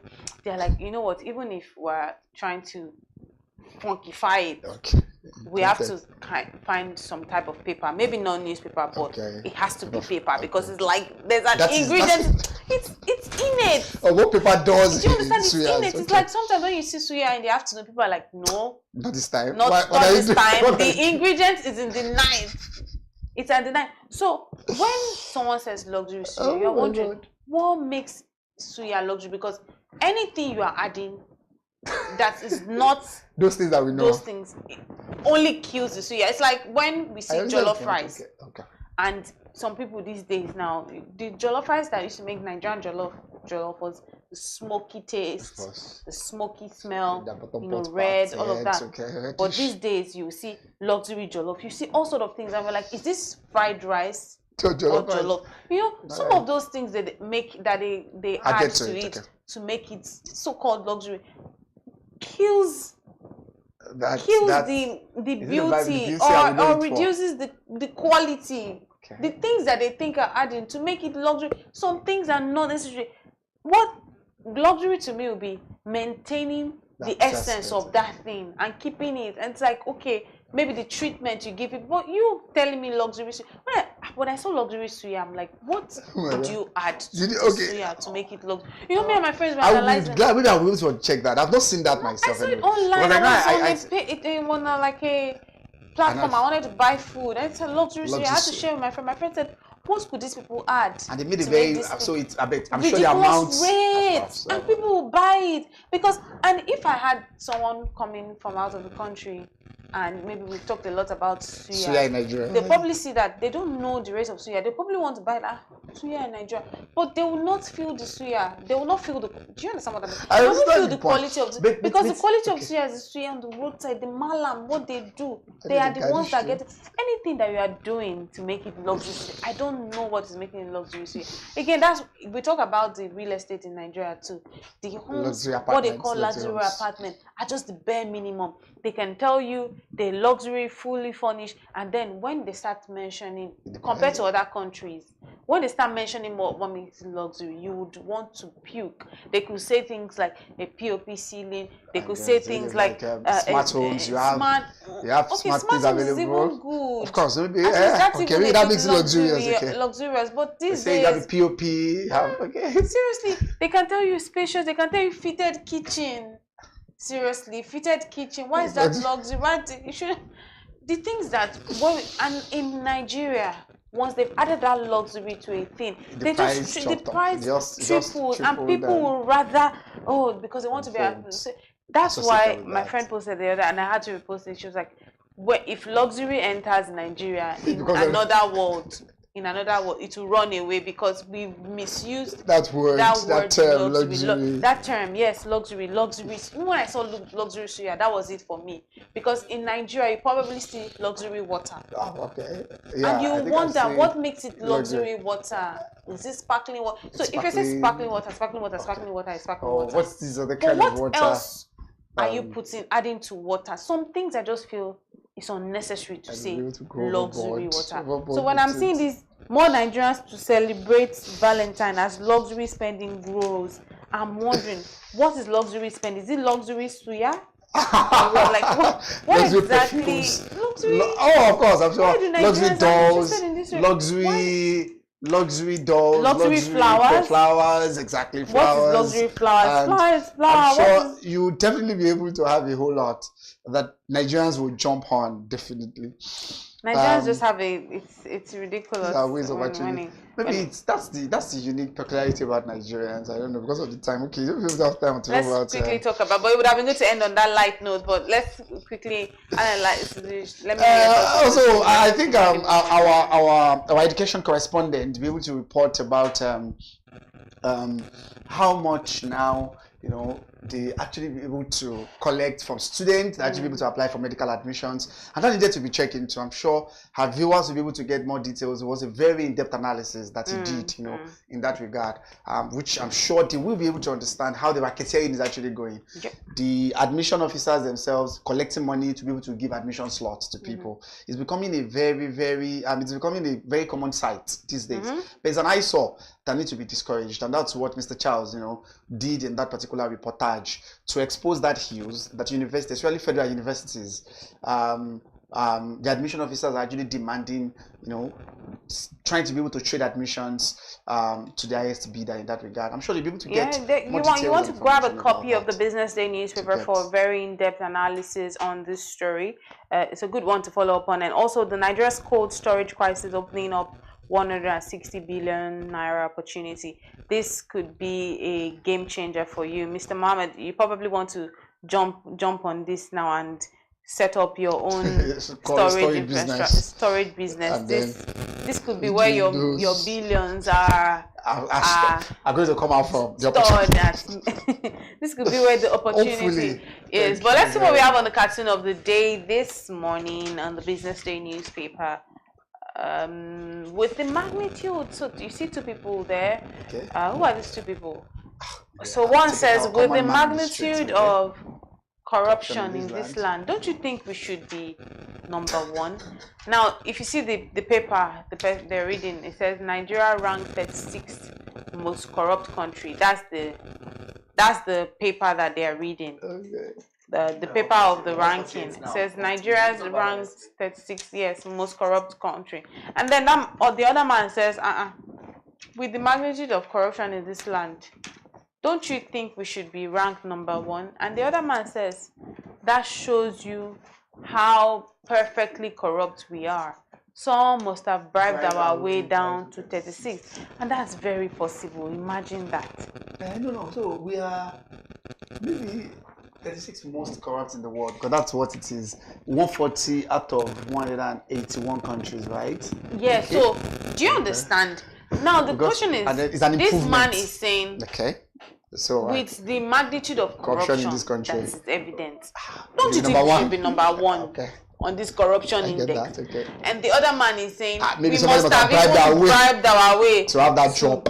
to drop down to 36. I know. So That is TPI, crazy. the corruption perception index, I think we read that yesterday. yeah, we did. Transparency International released that Nigeria improved from 145 to 140. We were 145 before, and now there is a drop in that to about 140. In fact, one of these notable unofficial spokesperson of this administration, this former person, this guy that used to be able to talk very well, this table shaker on Twitter, trying to be able to remember his name. Which of them? There are many of them. Table shaker. Was a former spokesperson to President Jonathan. Mockery, and in fact, he was able to take a swipe at opponents and said, if it has actually been able to go the other way around, maybe the naysayers would have said this administration is not doing well.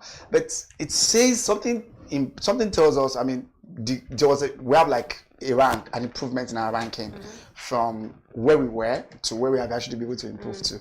Is the administration doing something tangible? That is the question. Or maybe what Mr. Asuko posted there. Maybe somebody could have been able to get ourselves out there to allow us to be able to have that I job. don't think this one is even Asuko. I think this one is Okpara. We have different. Well, I told the other cartoonists. Other cartoonists. So, but it's really maybe somebody did that. Yeah. But TPI showed that on corruption perception index, Nigeria has improved. At least modestly. Well, hopefully we didn't bribe our way to improvement, truly. But that's as much as we can take this morning. You need to catch up on more stories. Look out for more stories on the Business Day newspaper. It has everything. Very informative, very educative. At the same time, punchy stories, insightful stories that would guide you. If you're a business person, you want to grab a copy of the Business Day newspaper this morning. And that's how we bring it to a wrap this morning on the Business Day front paper review, the BDTV front paper review segment. Hopefully, Mohammed, you have a luxury Valentine ahead. But thank you all for joining. Do stay with us. We'll be back for more. Thank you.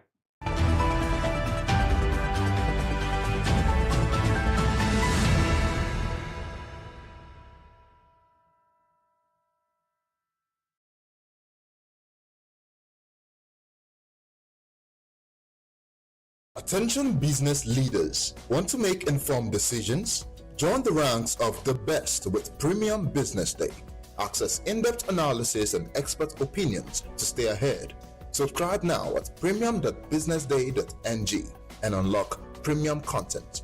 Plus, you get 50% off your first subscription. Don't miss out. Make smarter choices and seize new opportunities. Sign up now and elevate your business game.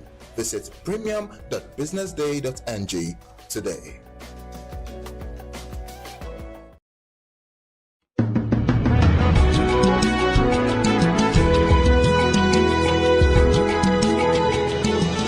Hello, this is Bode Oshosami on Global Business Insights on BDTV, where we bring ideas and discussions on the business headlines.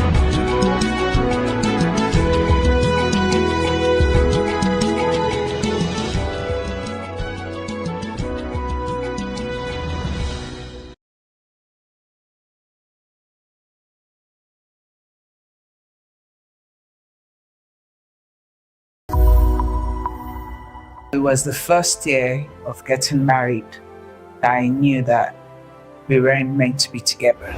I want to be alive. I want to be there for my children. It's okay. And I think it was when I accepted and the realization of what could be if I stayed and what could after I left. It takes a whole lot of courage actually to walk out of a marriage. The relationship lasted like just 3 months, but the damaging effect of it was something I took into the next maybe 17 years. I always tell people you don't go through divorce and remain the same, and that's the truth. When you come out of a divorce, or when you separate or come out of a relationship with someone, I think the first thing people ought to do is heal. I had been harboring fear for 17 years and I didn't even know it. I made calculations. Would I be able to do this? Would I be able to pay the school fees? Would I be able to, so I planned ahead. I literally didn't walk out of the marriage in anger or whatever. I had time to prep myself. So there was a bit of a soft landing for me. I literally listened to every tape on divorce and what the church said. And it was when I got to the realization that God does not hate divorce, but does not hate the individual itself.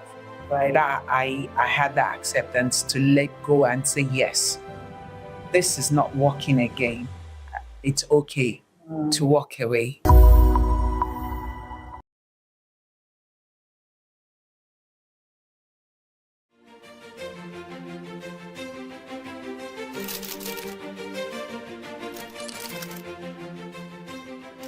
I am, of course, a great admirer of the impeccable credibility, professionalism, and business savviness of BusinessDay.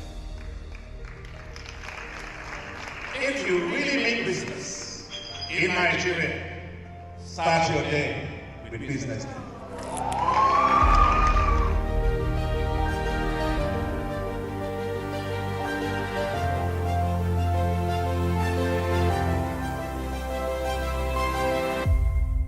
BusinessDay is West Africa's leading provider of business intelligence and information, delivering premium content across diversified media platforms, including online, mobile, and print. Since its inception in 2001 with a weekly newspaper production, BusinessDay has expanded its reach to provide exclusive content accessible through print, mobile, and online channels. Our premium offerings are further enriched with syndicated content from esteemed sources like the Financial Times, The Economist, and the Harvard Business Review. At BusinessDay, our mission is clear: to be the foremost provider of business and financial content, empowering readers to make informed decisions in Nigeria and Africa.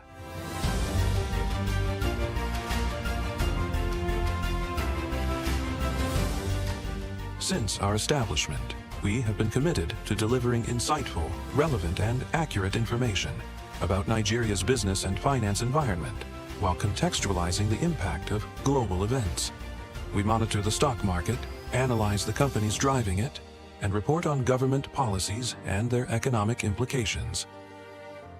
For being consistent in organizing these CEO forums for almost the last 14 years, I think this was a commendation, and I think something that will encourage them to continue.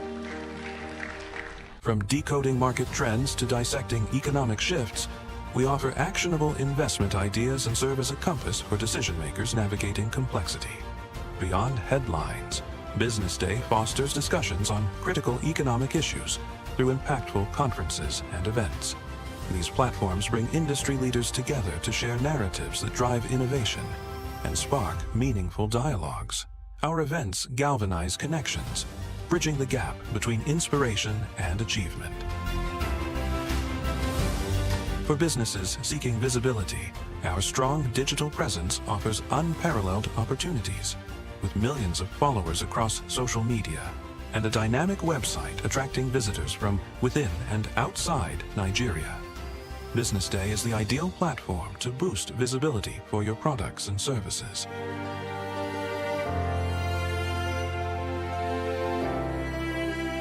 If you're looking for in-depth analysis and expert opinions on Nigeria and Africa's business landscape, BusinessDay is your guide.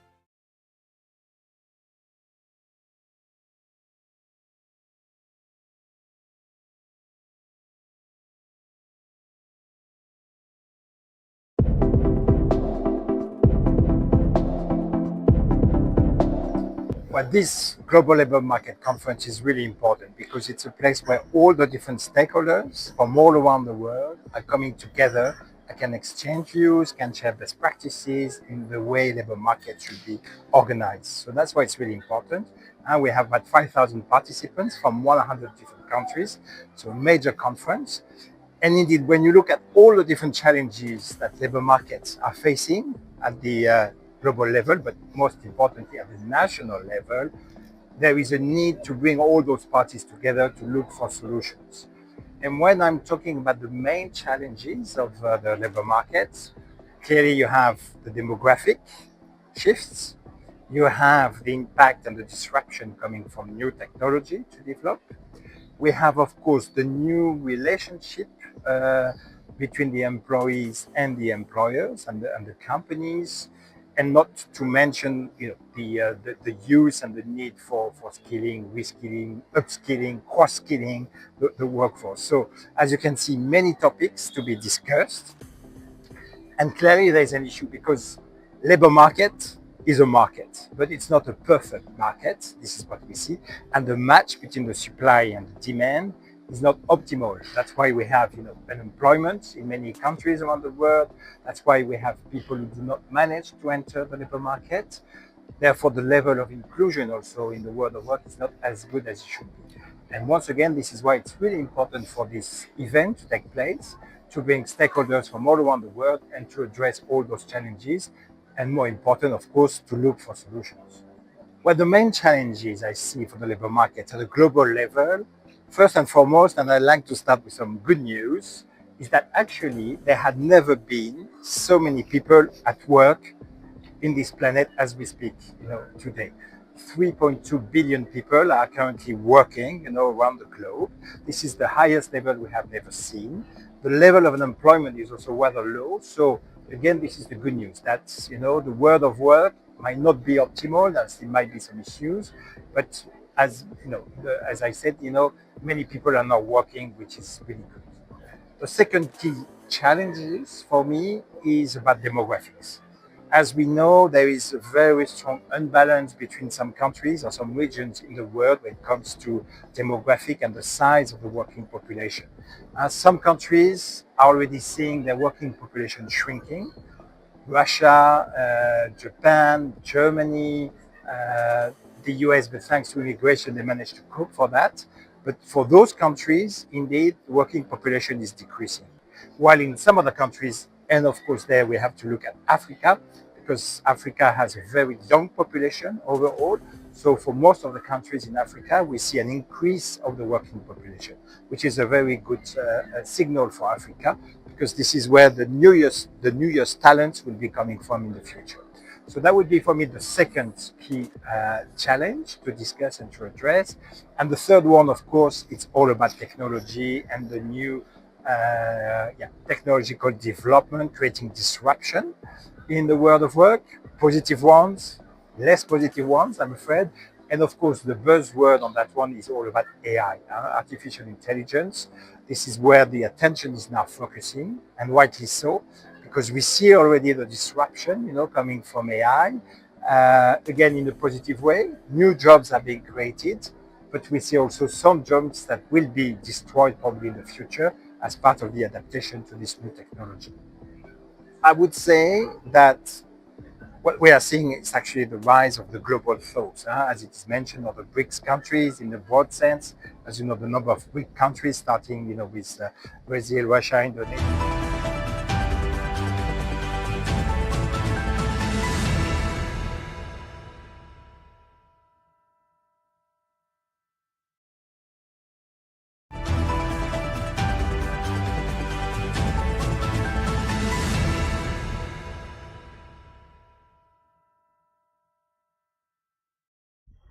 Hello and welcome to the big story here on the BDTV Breakfast Show. This is where we have discussions shaping our nation and economy. My name is Elizabeth Musa, and today we are discussing the possible effect of Trump's move to close USAID, that's USAID, and how it will affect Nigeria. For context, President Donald Trump has unveiled plans to close the United States Agency for International Development, USAID, and merge it with the United States Department of State.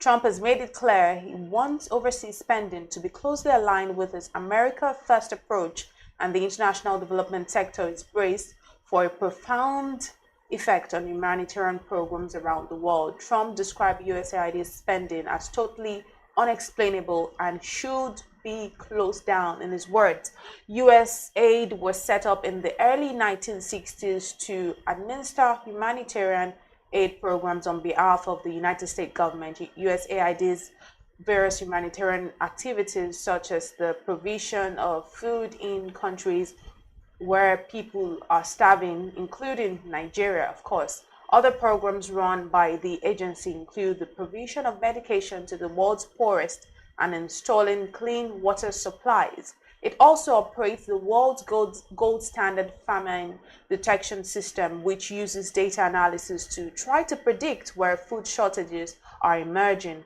Many people have argued that closing down USAID and stopping funding its activities would negatively impact poor countries across the world. Now, to help us understand all of this and more, we're joined by Business Day senior health reporter Temitayo Oladeyinde. She'll be speaking to us, giving us more insight on this topic. Welcome to the show. Thank you. Let me start by asking you a simple question. I mean, let's bring it local. Let's make it local.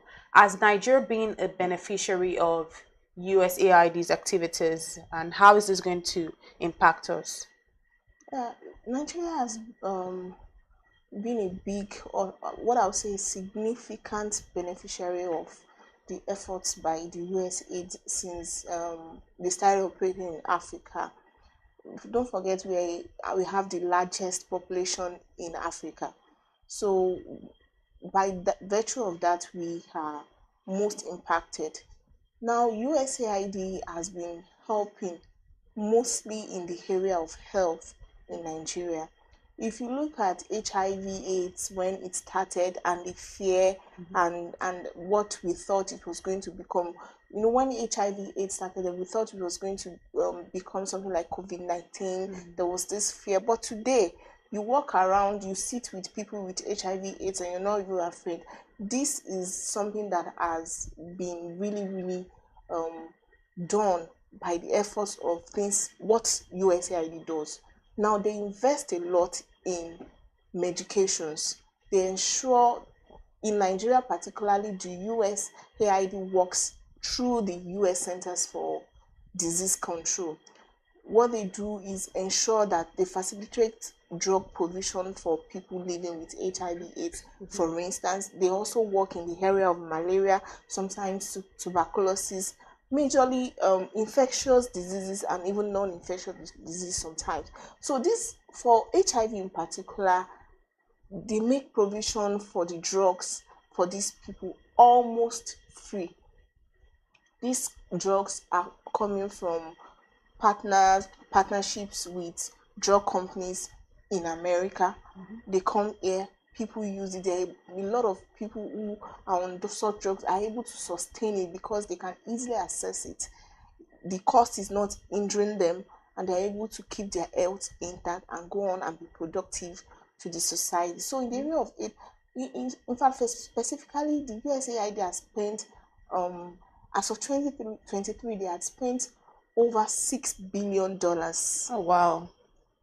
On health initiative in Nigeria alone. And not that our government has done nothing in these areas, but when you talk about every $1 spent on some healthcare initiatives in Nigeria, 95% of it is coming from places like USAID support. And there have been conversations. I mean, recently the government has said that, they've tried to downplay the contributions of the USAID to the health sector, saying that it's only about 17% of the contributions. What do you have to say to this? I think that is incorrect. And from what I even hear the government say, what I've heard from them is acknowledgement of the support that the USAID has given to Nigeria so far. And what this new wave, this Trump charade at the moment, what he's telling us, which they've also admitted, is that we need to hone our own challenge. We need to rise up. The Minister of Health, Professor Mohammed Ali Pate, when he was responding to this issue, was talking about how he was going to start rallying for domestic funding to actually come in, to be pumped into the first initiative that might be affected. One of them is HIV/AIDS. In fact, the Federal Executive Council last week, or more than a week ago, they approved 4.5 billion naira to assist with HIV. Yeah, so it's not 17%. No. In fact, if you look at the data from the National Agency for AIDS Control, according to them, 80% of HIV/AIDS funding, for instance, in Nigeria, is from external sources, from donations. Now, because these donations were coming, we saw our government spending on initiatives like HIV. It started declining. For instance, from 2005 to 2020, this AIDS started flooding in. Between that period, our own contribution, government spending, declined from 11% to 3.9% in 2020. That's how relaxed we were. That's a very significant decline. So I think what I've heard, what I've seen, even in their own books, is saying that is an acknowledgement of what they've done, and probably an acceptance that yes, it's time for us to begin to address our own challenges, put our money where our mouth is, appropriate more funds and implement them, not just allocations, because a lot of the monies we hear, despite the fact that the current allocation is not even up to the standard that we have signed to, that's 15% of our total budget should actually go to healthcare. This is something that we signed, we agreed to some in 2000, maybe 2000 or 2005. But today, that's not what we are doing. What we have done is to leave healthcare funding below 5% often. And that 5%, when you go to budget office, or the website of the budget office of the Federation, and you analyze it, not all is disbursed, not all is released. You find that about maybe 60, is it even up to 60% that is released? And some of them are even cash backed. So the money is not enough. It is not fully released. In the first place, it is not enough. It is not fully released. Most of the institutions, most of the things you want to do, but then you also hear that the government is doing some other initiatives that you kind of, when you weigh the importance of those initiatives to the healthcare initiatives that we should be pushing, should be stopping, you wonder where our priorities are. If you hear the amounts that are going to some constituency projects, you wonder whether we are actually serious about helping ourselves, because the point is that we have actually probably not, we've seen health as a back burner, whereas it should be a front burner. It should be at the forefront. And if today Trump is saying that America spends the most on healthcare and sees little effort to show for it, we should be uncomfortable with where we are, because healthcare, by several studies, has been related to productivity. How productive are we in Nigeria? The average productivity of Nigeria is less than what you have seen probably in some developed countries when they were also developing in 1960. We are below average when it comes to productivity, and we have somehow kind of refused to link our healthcare, the quality of healthcare that people can access, to the quality of productivity that they can actually push. When people are healthy and are okay, they can go on and live a productive life. They can contribute to the economy. If they have businesses, they thrive at it. But if a woman goes into a labor room and she's not sure that she's going to be coming out alive, maybe because of postpartum bleeding or labor bleeding, and there is little effort around to really support her during that period to not lose her life, these are things that should be on our mind. But our spending, what we do, is actually opposite. So maybe now that the Trump is beginning to say no to this funding, because it looks like a house cleaning to me. The US is cleaning its own house, and it's affecting us far here as in Nigeria. So if they finish, because it's just a freezing of the fund for like 90 days, that's about 3 months. So if at the end of 3 months, and we should be able to come up. We've seen some efforts from the government saying, okay, we'll push more. But for instance, 4.5 billion naira that was approved recently, we only cover 150,000 people who live with HIV/AIDS just for their treatment. We have about 1.9 million people who live with HIV. So how far can that go? Such a paltry sum, and I just wanted, if you've already touched a little bit on it, but if you could just give us more insight on some of the benefits that were received. If do these aids come directly to individuals, or do they go to agencies? Okay, so like I said previously, the implementation of PEPFAR, which is the main body designed for this kind of fund in Nigeria, is done by the US CDC, US Centers for Disease Control. So they implement it, and they don't just facilitate availability of drugs. They do counseling. They work with hospitals. In fact, they work with about 1,500 health facilities in Nigeria, just to reach out to people who are suffering one disease or the other. They also do what we call human capital development in the health sector. For instance, last year I was at a forum organized by the US CDC, and they were reading out they graduated some people you call epidemic champions. These are directors in the area of surveillance, surveillance of diseases, monitoring, tracking, disease control. So what they did then was to train these people with updated knowledge, technical know-how. When you have a disease that is building up, that is pouring out of Rwanda, for instance, like Marburg, or you have Ebola coming from DRC resurging, what do you do as a country? And if you notice, like for the past few years in Nigeria, in a way we can say we've been able to stop some of these diseases in their track. We did relatively well with COVID-19 because the projection was that people will be falling dead on the street.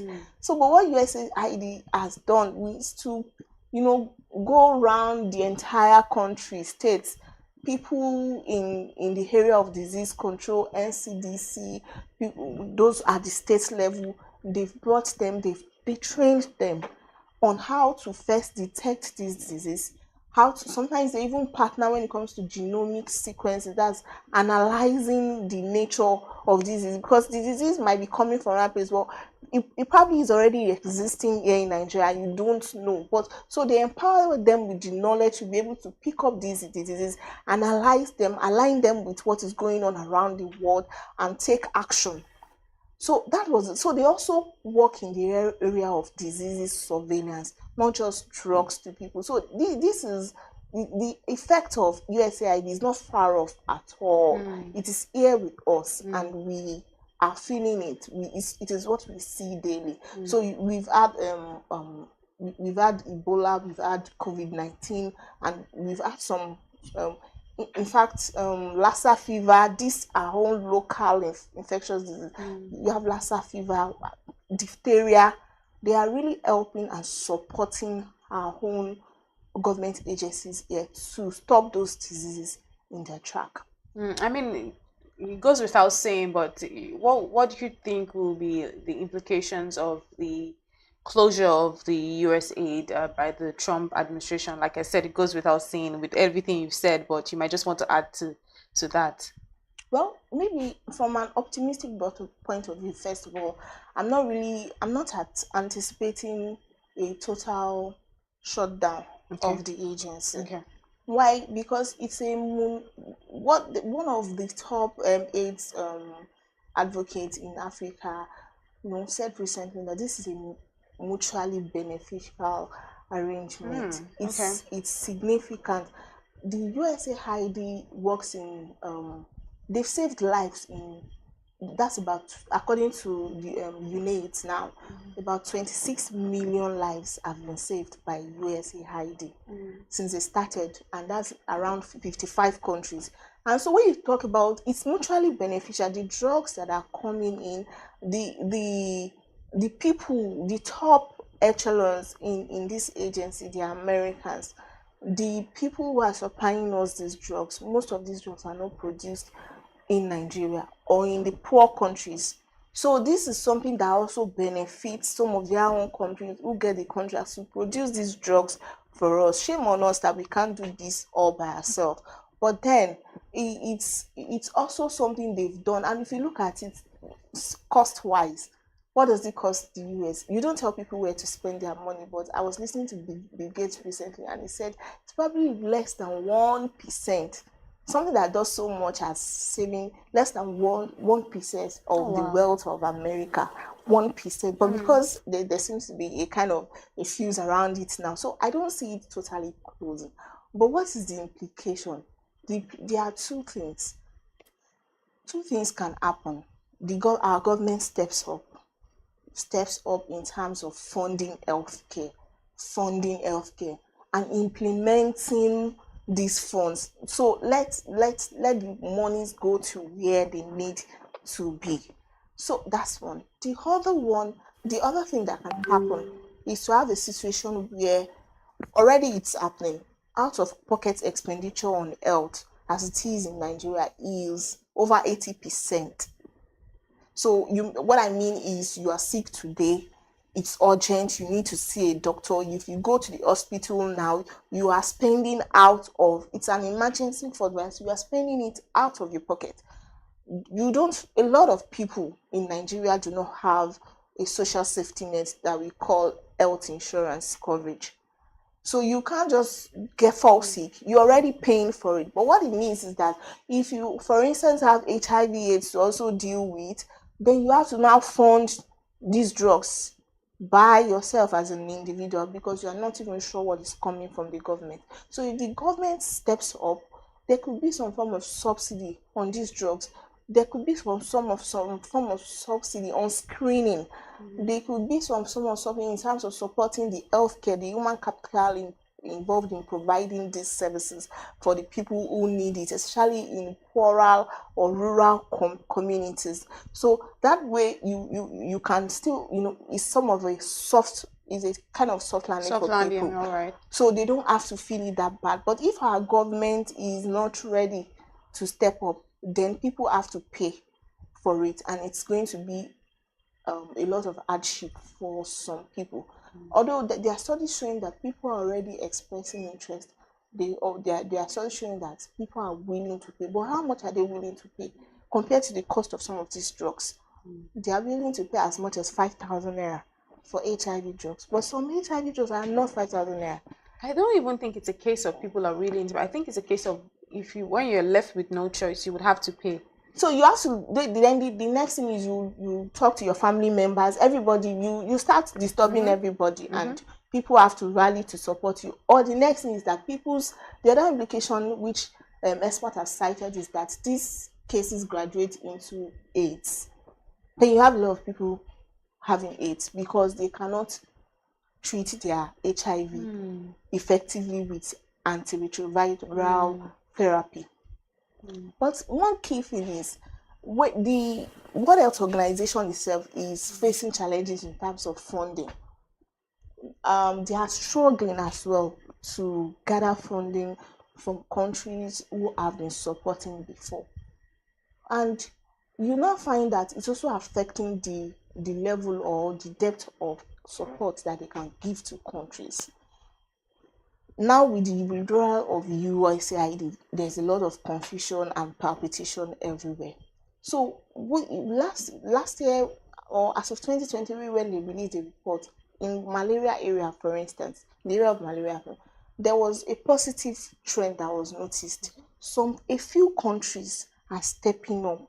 Some countries have increased their funding for some health challenges. They've increased it to about 37%. Cabo Verde, an island that is now malaria-free, is certified malaria-free today.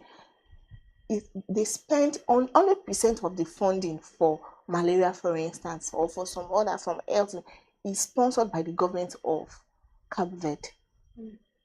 the funding is coming from the government. The government is rising up. The same with Senegal. Cabo Verde, Senegal, Cabo Verde, they are spending almost $10 per person at risk of malaria. How much does Nigeria spend on one person that is as of 2023, we spent $1. And that $1, 95% of that $1 came from donations. So the implications are really clear. It's either our government is ready, as they have said now, 4.5, like I said, 4.5 billion are being released. It's a drop in the ocean. There is a lot more that needs to be, more funding, which is why we are seeing the challenges. We are seeing lack of infrastructure, shortage of doctors don't want to stay, the challenge, the pay, remuneration, the incentives are not there. So we need to really make put our money where our mouth is. Let the government fund this thing, or the other way we say, okay, let's watch and let the citizens suffer. They will pay for it anyway, or some people will just die needless deaths, because the unit is already projecting since the 8th stopped. Now that's towards the ending of January till now, we have had over 5,000 new infections with HIV globally. According to UNAIDS, that would have just been about 42 infections. So UNAIDS is projecting that if this situation is permanent, the AIDS stops permanently, what we'll see is more than 6 million deaths from HIV, for instance. Infections, we see over 8 million infections. According to the Africa Center for Disease Control, in Africa alone, we will see things worsen. We're going to see infections rise from 2 to 4 million. And when they say that, Nigeria is taking the larger share of it. And speaking of $4.5 billion, right? Naira. Being naira, that's a paltry sum.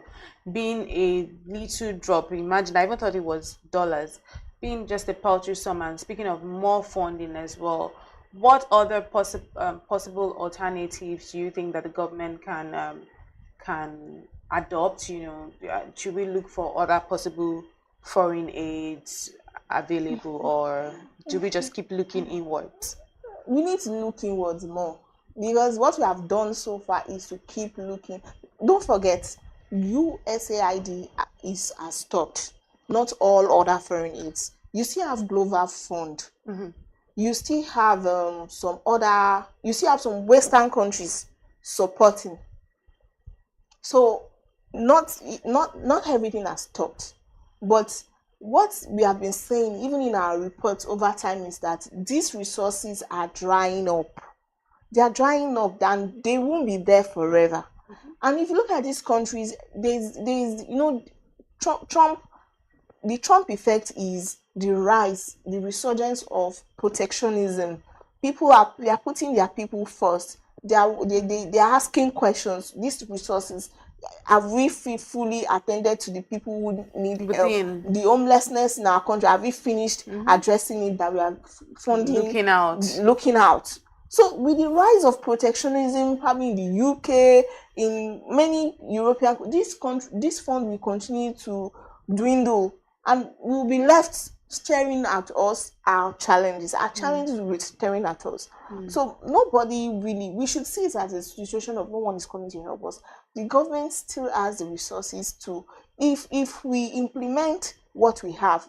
Sometimes they say our problem is not spending. What are we spending on? Maybe the funding is not. If we are what we have allocated to healthcare, for instance, can we in a year say this amount we allocated it to healthcare, and that total fund goes to healthcare, and that total fund is implemented in the different health facilities that has been outlined for development, and we probably will begin to see effect. Not a situation where you have a significant amount of allocation not being released, and you expect results. So we need to fund, and maybe to Nigerians need to raise up and know that times have changed. So if they were probably also spending on other, we need to begin to probably look at how you can manage your health, probably lifestyle. If you don't have HIV now, you obviously know it is not the best time for you to have HIV. So you just be modest in your And then Valentine is lifestyle, coming. modify your lifestyle, make sure you are not in harm's way, you are not contracting any disease you don't need to contract. You moderate your health care, you eat right, you exercise, you do the things you can do as an individual to limit your chances of coming down with some diseases.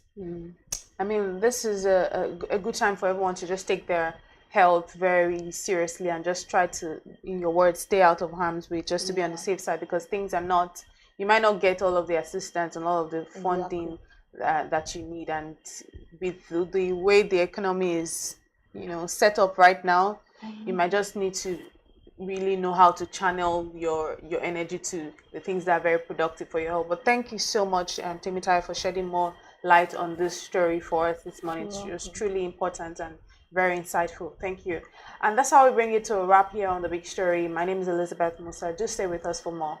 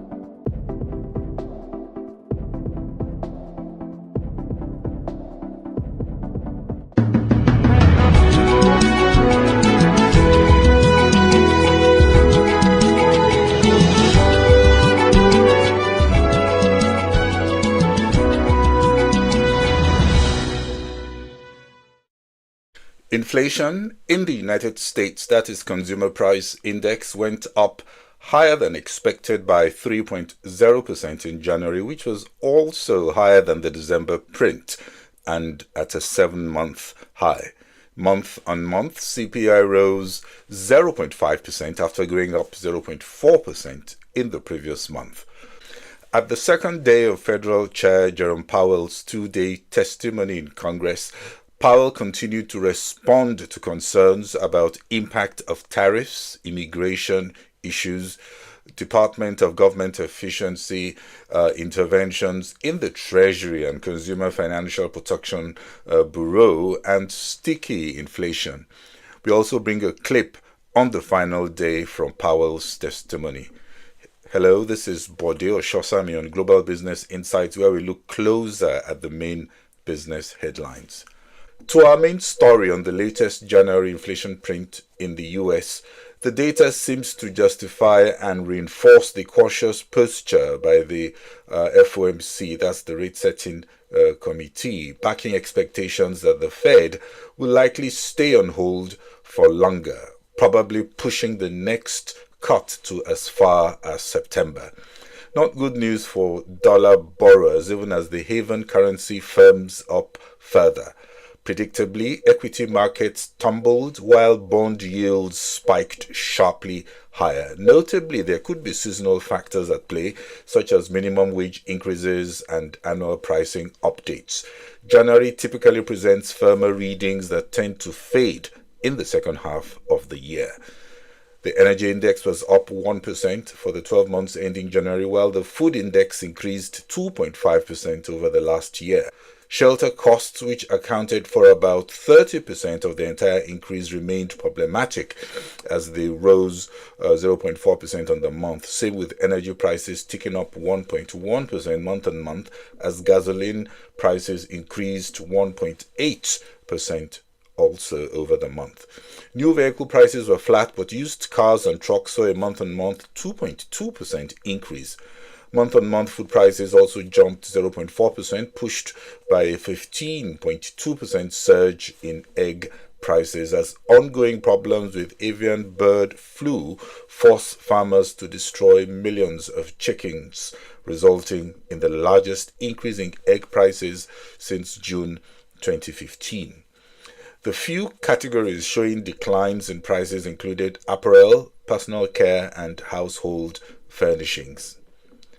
Powell has been saying he thinks the Fed doesn't need to be in a rush to lower rates as it evaluates progress on inflation. Also, the January print doesn't even reflect the potential impact of President Donald Trump's proposed tariffs on prices. Many expect at best a short-term spike in inflation as Trump makes a formal announcement about reciprocal tariffs on every country, which would go into effect almost immediately. We'll see whether this data print influences that decision one way or the other. Some analysts say this puts the final nail in the coffin for the rate cut cycle. Others say the chances of the next move being a hike could now be higher. Powell's wait and see may lead to a hawkish surprise ahead. Back to Powell's testimony, both opposing political interests tried to squeeze out a supporting acknowledgement on the widely divergent positions, but Powell did well not to take the bait as he defended the familiar Fed plot under a cloud of recent data suggesting that so far in the 2025 inflation battle, the Federal Reserve seems to be losing. Federal Reserve Chairman Jerome Powell also signaled no imminent end to the central bank's balance sheet wind-down process, commonly referred to as quantitative tightening. It was perhaps not the best day to be standing before Congress. The president has certain authorities over tariffs. Congress has authorities over tariffs. The Commerce Department is involved in some ways, but the Fed has no role in setting tariffs. And we don't comment on decisions made by those who do have that authority. We try to stick to our own knitting. In this particular case, it's possible that the economy would evolve in ways that, because of tariffs or partly because of tariffs, that we would need to do something with our policy rate, but we can't know what that is until we actually know what policies are enacted. And remember, it's not just tariffs. There are significant changes to immigration policy, fiscal policy, and also regulatory policy. You put all four of those, and all four of those were things that the president was elected to do. Of Business Day. If you really mean business in Nigeria, start your day with Business Day.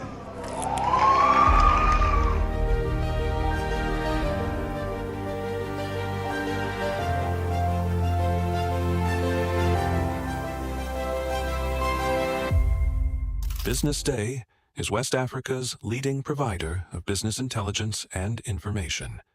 delivering premium content across diversified media platforms, including online, mobile, and print. Since its inception in 2001 with a weekly newspaper production, BusinessDay has expanded its reach to provide exclusive content accessible through print, mobile, and online channels. Our premium offerings are further enriched with syndicated content from esteemed sources like the Financial Times, The Economist, and the Harvard Business Review. At BusinessDay, our mission is clear: to be the foremost provider of business and financial content, empowering readers to make informed decisions in Nigeria and Africa.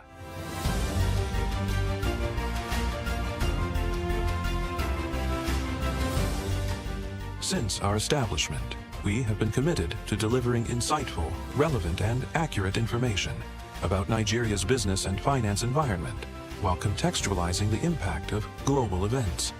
We monitor the stock market, analyze the companies driving it, and report on government policies and their economic implications.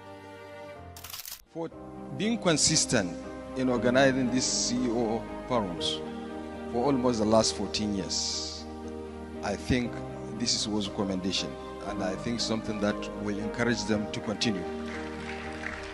From decoding market trends to dissecting economic shifts, we offer actionable investment ideas and serve as a compass for decision-makers navigating complexity. Beyond headlines, BusinessDay fosters discussions on critical economic issues through impactful conferences and events. These platforms bring industry leaders together to share narratives that drive innovation and spark meaningful dialogues. Our events galvanize connections, bridging the gap between inspiration and achievement. For businesses seeking visibility, our strong digital presence offers unparalleled opportunities, with millions of followers across social media and a dynamic website attracting visitors from within and outside Nigeria. BusinessDay is the ideal platform to boost visibility for your products and services.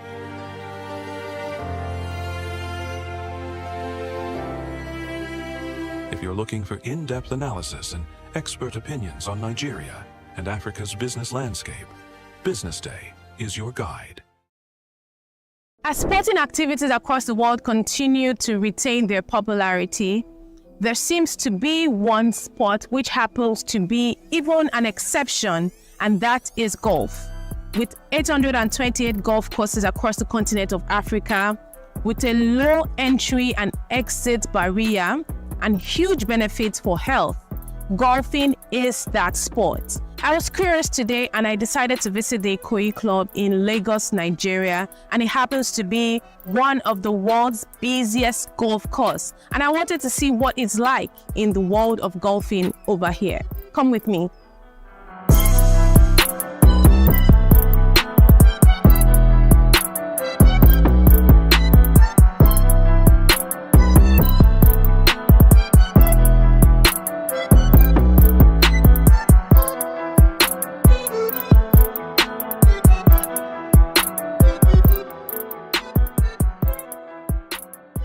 My name is Fatumata Sekona Kopen, and I do a lot of things. And most especially today, I'm playing golf, and I'm the lady captain for the Ikoyi Club golf subsection, the lady section. This is our driving range here at Ikoyi Club, and first, you have to come here.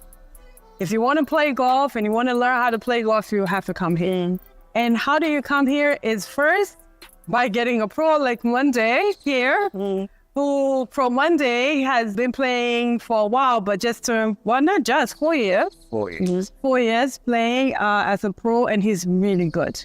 He has a mean game. So you will meet, a pro like Pro Monday, and his job is to help you understand the game. You see us hitting balls. You don't know how we hit that ball. You think it's easy. But it's not. It's a tactic. It's a technique. It's a specific way you need to hold your club, and the positioning and everything. So he comes in, and he'll help you understand all of those things before you can even hit the ball, right?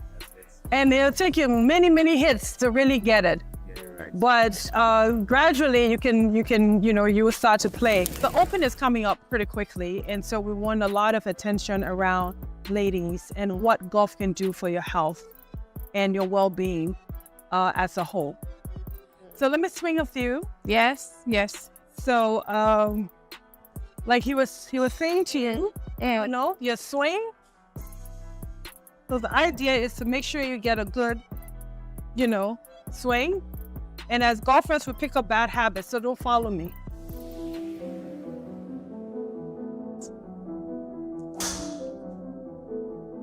Yeah. Wow. So you don't know how you pick them up, but you do. You just get comfortable in some bad habits.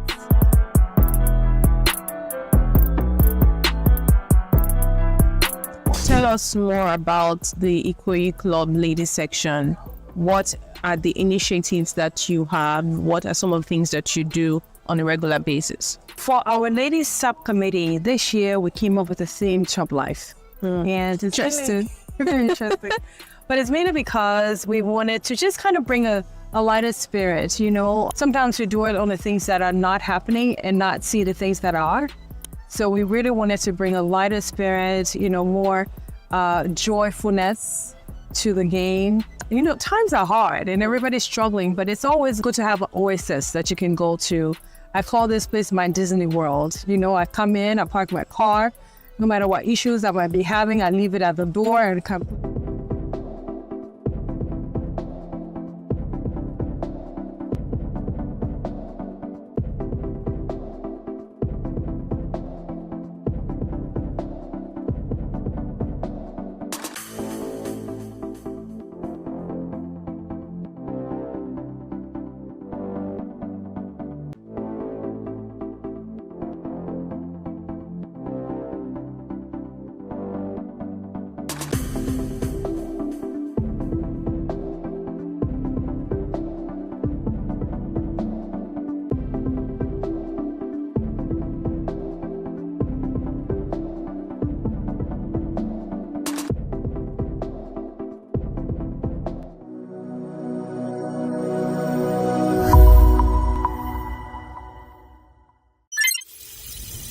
Ladies, welcome to Real Talk with Pam. It's great to have you here, Ajobi and Shola. Welcome to the show. Nice to be here. Thanks for the Fantastic. invite. So let's get into it. So today we're going to be talking, as you know, about life after divorce. We are three women here who has experienced divorce.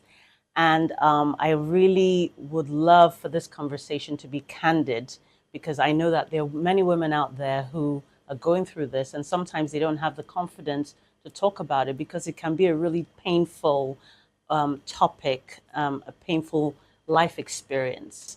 Obviously, it's a challenging time. When you get married, you don't want to, you're not getting married to get divorced, obviously. And it's almost like when you get divorced, you're losing a part of yourself, because even scripturally it says, when you get married, you become one. And so when you do get divorced, you're literally having to pull apart that oneness.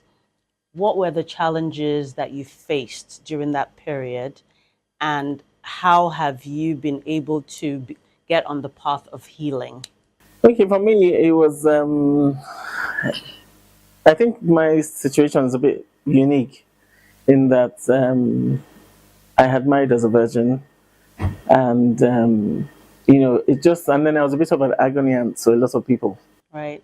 So it was the last thing I thought would ever happen would be that I'd be married and then later labeled a divorcee. Right. So for me, it was traumatic. I mean, it was the relationship lasted like just 3 months, but it was the damaging effect of it was something I took into the next maybe 17 years. Wow. It was traumatic for me. It was basically traumatic. That's the best way I can describe it. So what would I say? A lot of prayers. I think people were praying for me.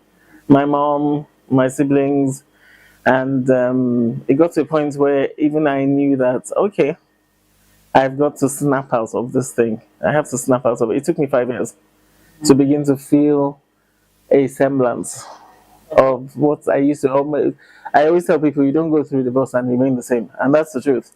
For me, I went through it and sort of came out a different person to an extent. My temperament changed, my outlook to life changed. A lot of things changed about me.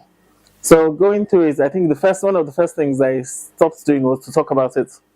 I mean, at one point I was telling everyone, oh, and then one day it just occurred to me, I'm going to stop talking about it. I want to just leave it and then come to accept it. I've said that acceptance is, I think we underrate the essence of acceptance in life generally. For me, I couldn't believe I'm this divorced. I was married and now I'm divorced. I'm a divorcee. Right. That bothered me. But then it got to a point where I had to accept that, okay, this is you now. This is your life. In fact, I refer to myself as pre-divorce and post-divorce Ajobi. Right. So I think I came to accept that, okay, this is my life now. And this is me. I now have to recalibrate and then find this new post-divorce Ajobi. And Ajobi, when you said it was traumatic, can you just share, if you don't mind, what was traumatic about it? I mean, obviously, I'm sure there are many things, but you can share a couple of things.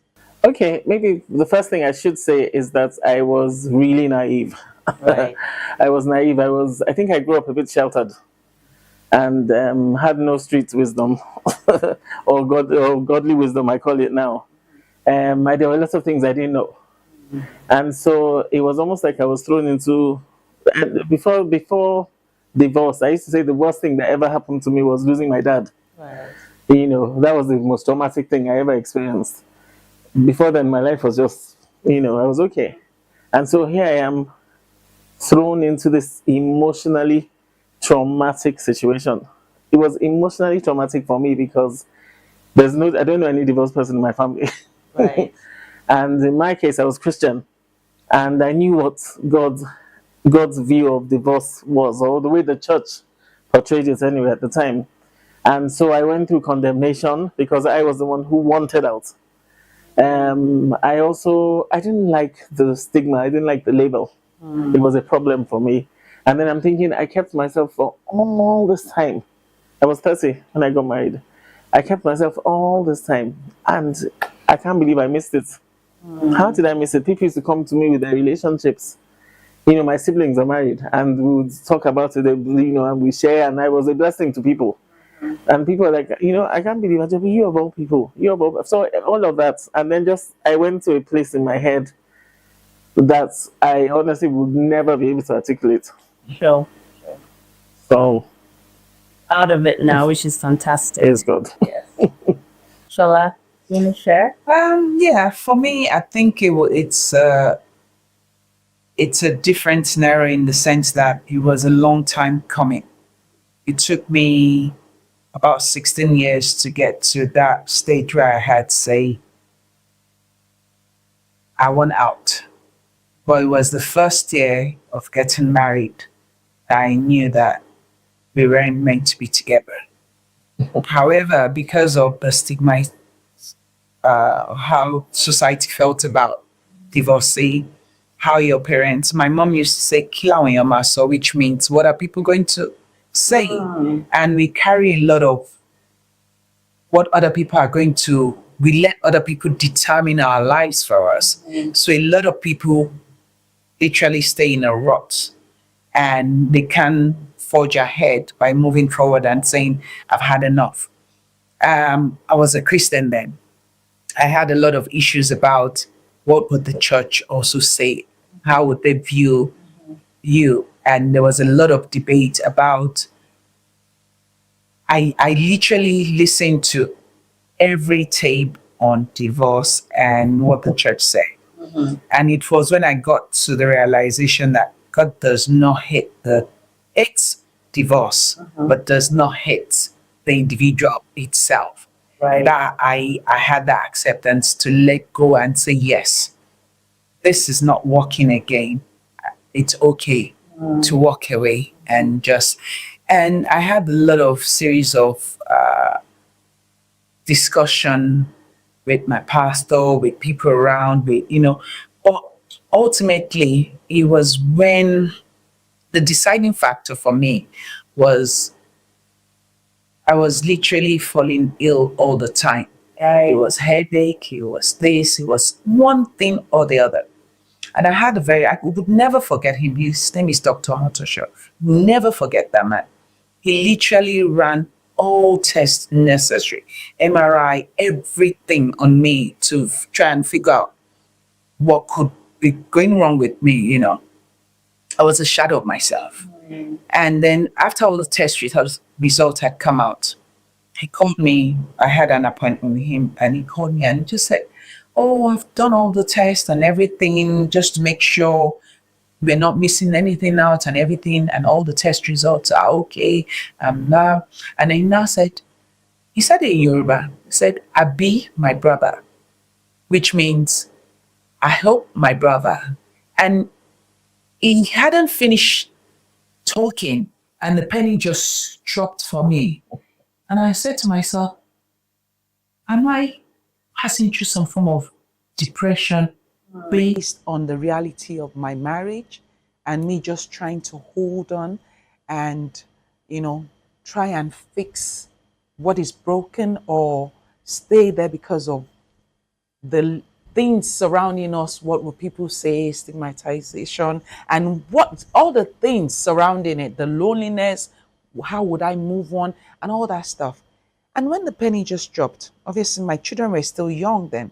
I think I had a 3-year-old and a 8-year-old. Then there's a 5-year gap between them. And I said, if anything happened to me, what would happen? My children will now be left in the care of a stepmom that would be mean to them and everything. So at that point, I just had a brain reset and I can let go of the marriage. I want to be alive. I want to be there for my children. It's okay. And I think it was when I accepted and the realization of what could be if I stayed and what could after I left. Everything just fell into place and I was okay to just walk away.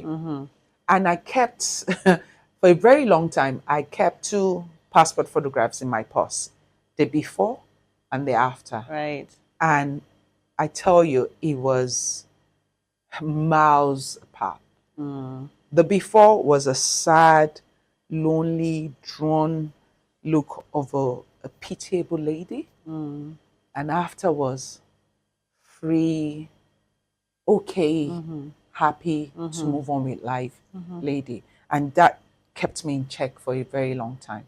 Anytime I wanted to start saying, oh, why should I should have stayed in, and I just take the picture out and I look at my blessings, my children, and I'm okay. Yes, well Okay done, with it, well done.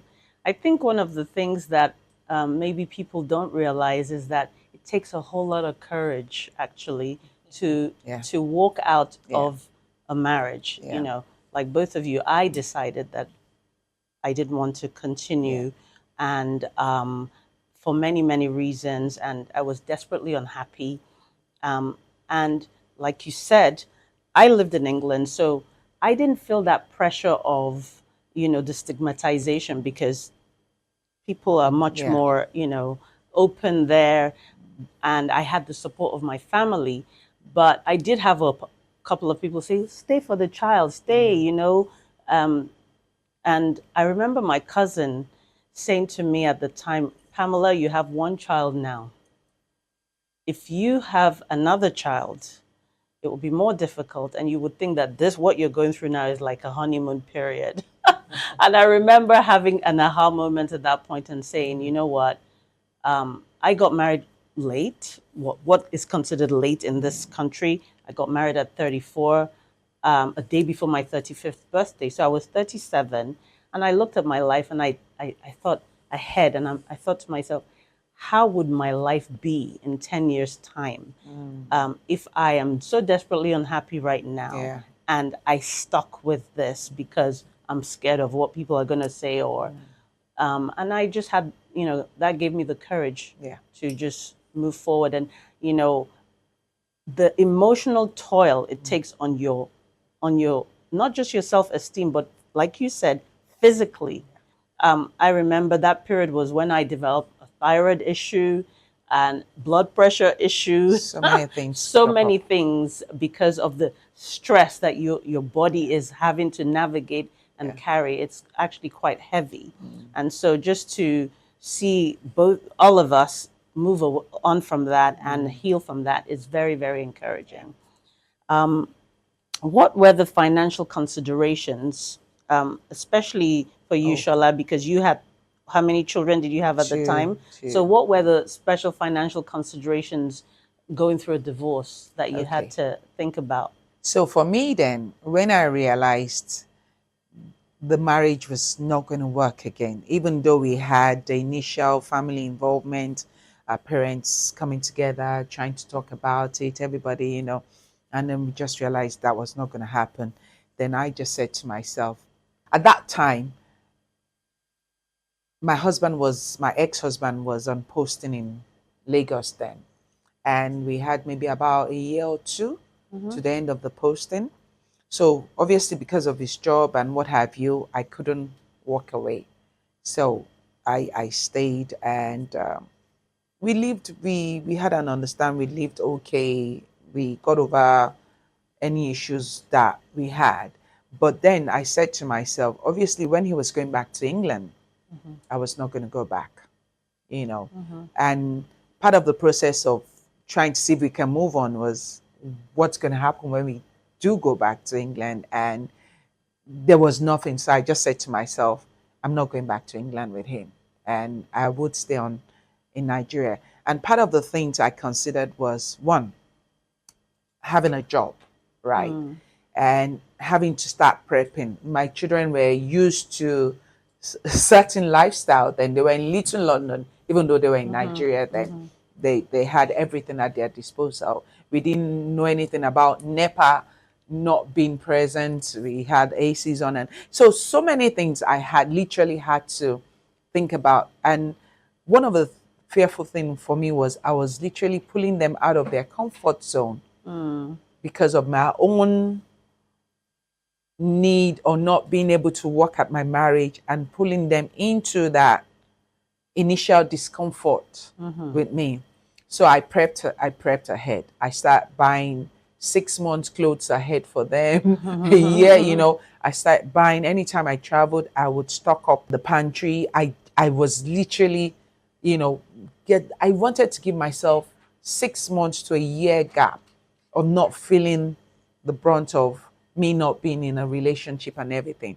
And obviously I saved, and the fact that the job was there, I made calculations. Would I be able to do this? Would I be able to pay the school fees? Would I be able to, so I planned ahead. I literally didn't walk out of the marriage in anger or whatever. I had time to prep myself. So there was a bit of a soft landing for me, so I didn't really feel the brunt like other people would have, like their bags was thrown out or things where, so I had time to prep, knowing going forward, this was not going to happen. So I was able to go through that. Yeah. Did you have any financial considerations? No, really, no. I didn't have any children with him, and I was only with him for 3 months. But then my personality is such that even if I did have children, once I've made up my mind about something, I will suffer through it. I would have left anyway. Sure. Yeah, because I think that's a big consideration for women, isn't it? You find that, my chats with people, there are women who are unhappy, but they stay because of financial considerations. And I often say it's, this is for me anyway, it's much more unhealthy to stay because the kids look at that and then you model that for them. It's not necessarily a healthy thing. And I was very fortunate that my family was very supportive, and my daughter was 18 months at the time. She's 18 years old now. But when I left, she was 18 months, and I literally had to pivot and change my career path. Living in England is a little bit different from here, where you guys have all the support. There it was me. I was the cook. I was the cleaner, Nanny. I was the nanny, I was the driver, and I literally thought to myself, okay, what do I do with my life now? I was working in the city, and I had to literally decide to give up my job, go on benefits. You would understand this, so that I could have time with my daughter, because I didn't want to leave her with nannies and not At see that her early at age, all. yeah. And I don't regret it. So basically my career halted for a very long time so that I could be there for her. So at least she had one parent, because her dad was back and forth between Nigeria and England.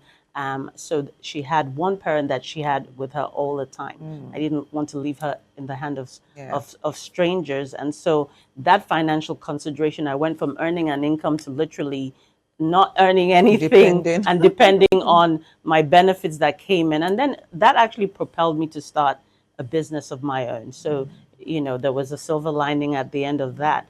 But yeah, that's it. The financial considerations are a real thing, aren't they? Co-parenting, how was it for you? What were the challenges? My ex is a reasonable person, and I would say I'm a reasonable person as well.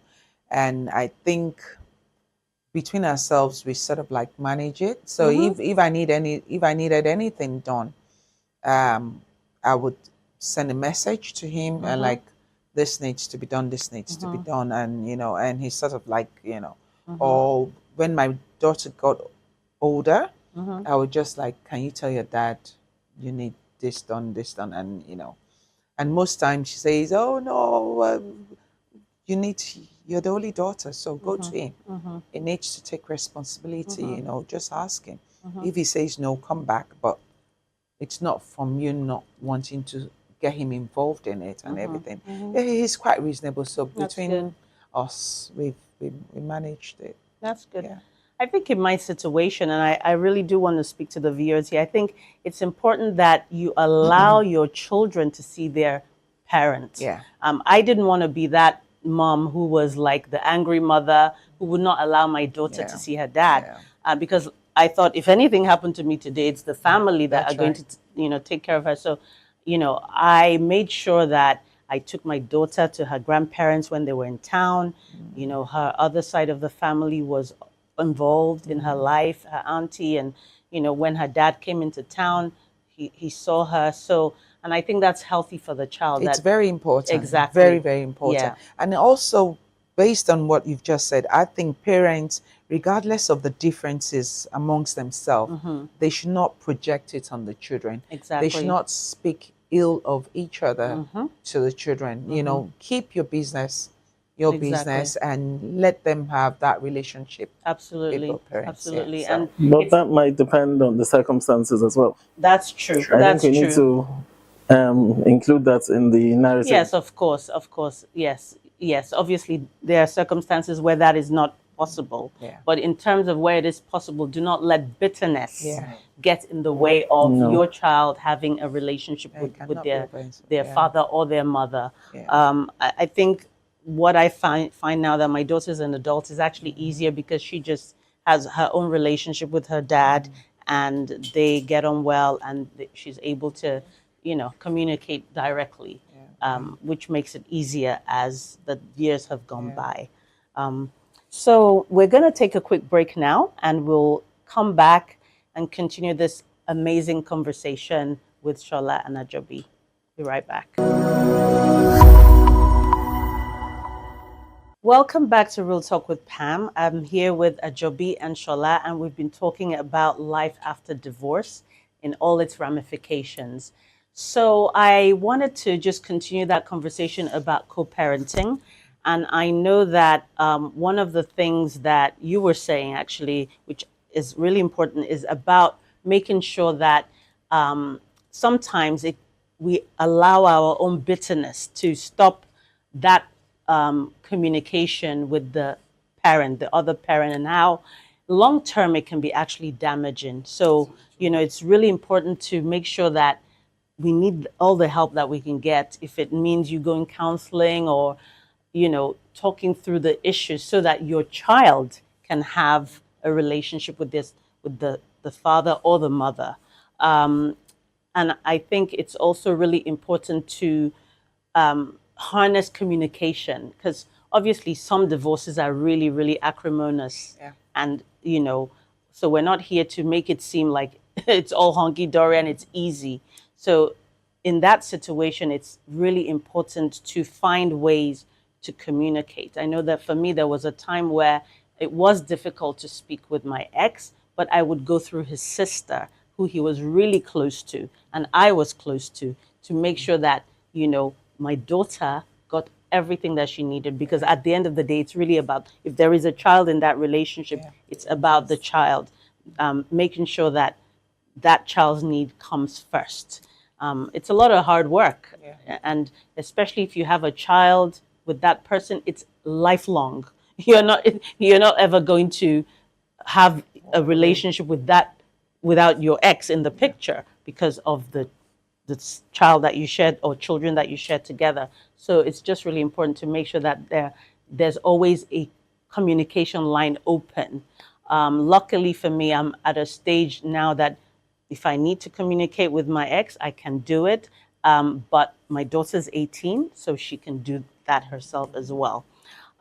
Right, so we're going to go into something much more, I guess, positive. Dating after divorce. How has it been for you?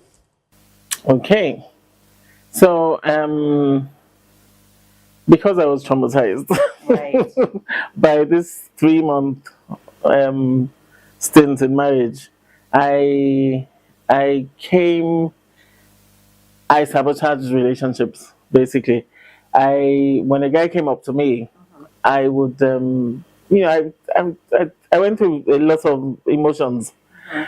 So I would blow hot and cold, thinking, what does he want? Today I'm interested and, feeling very positive. I've met this nice guy. And I'll tell my sister, for example, oh, I just met someone. And she'd be like, oh, wow, really, really, tell me about it. And then I start telling her about it. And then suddenly she goes, Ajobi, please don't break my heart. So I'm like, how is it your heart that is breaking? I'm the one. No, because 1 minute you'd say, oh, I met someone, you're excited, you get me all riled up and I'm excited too. And then 2 days later, you're like, oh, that guy, I blocked him. Oh, I'm not, no, he's gone, thank God. Thank God, another one will come. And I was doing that for 17 years. Oh, wow. So a guy would come. I remember one guy said to my sister once, why won't you just let me love her? And I didn't realize that I was, not only was I traumatized, I was afraid of marriage. Right. It was my mom who picked it up once, on my birthday. Usually I'd celebrate my birthdays and then I'd have a lot of all these could have been guys come to my house. And my mom, so after one of my birthdays, my mom was like, you mean you can't find one of these guys? None of these guys can actually, can you get in a relationship with one of them? And I'd be like, mommy, they all have some comma, you say comma. They all have a comma. And then she'd be like, oh, then this particular day, she was like, I know what your problem is. You're afraid. I got angry. I was upset. How can I be afraid? It's been how many years? I'm not afraid. I'm not afraid. And, I was obsessed with her. How can you say I'm afraid? But why was I that upset if I wasn't afraid, really? And I was blowing hot and cold a lot. Today I'm on the phone talking to this guy who sounds really, really good. The next day when he calls, I'm like, what does he want? Right. And I won't answer the phone. And I was doing that a lot. Did that if I could have married the year I got divorced. Wow. Maybe 2 times. Wow. But for some reason, I just knew, especially if it took me the first 5 years to realize, what, I'm not there yet. If I married, there was this guy who came up to him and was like, he went to meet my pastor's wife. This was in the UK. Went to meet my pastor's wife. Oh, I want to marry her. So, I really, please, I said to him, if I married you now, I would destroy you. Wow.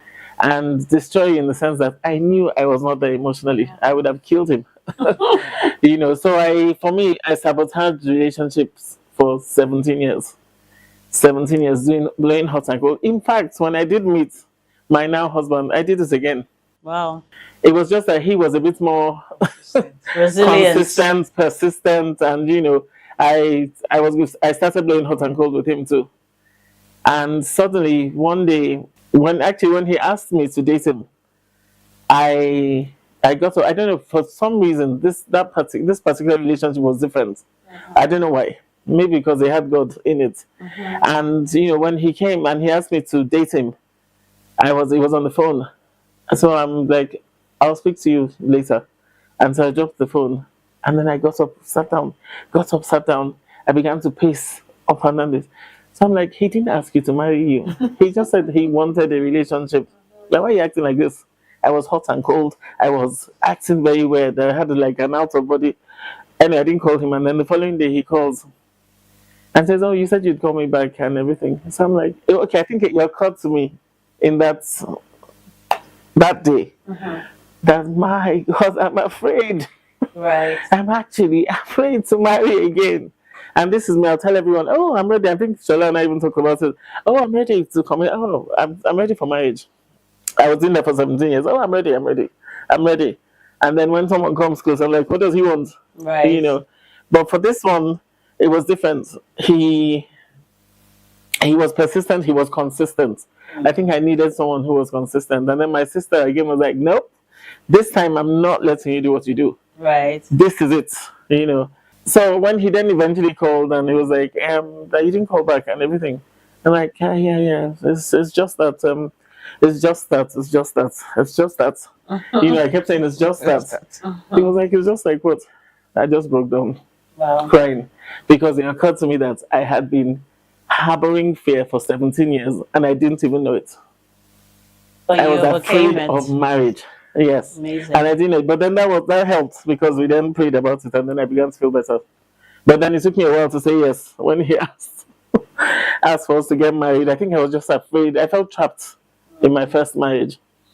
And I never wanted that. For me, every time I thought about marriage, it was like, oh, I don't want that. I don't want to ever feel trapped like that again. But when he came, and I think he was praying as well, and he was consistent and whatever, suddenly I kept fleecing God. There's something in Christianity called fleecing God, where you're constantly asking, oh, if he's the one, let him show up at 7.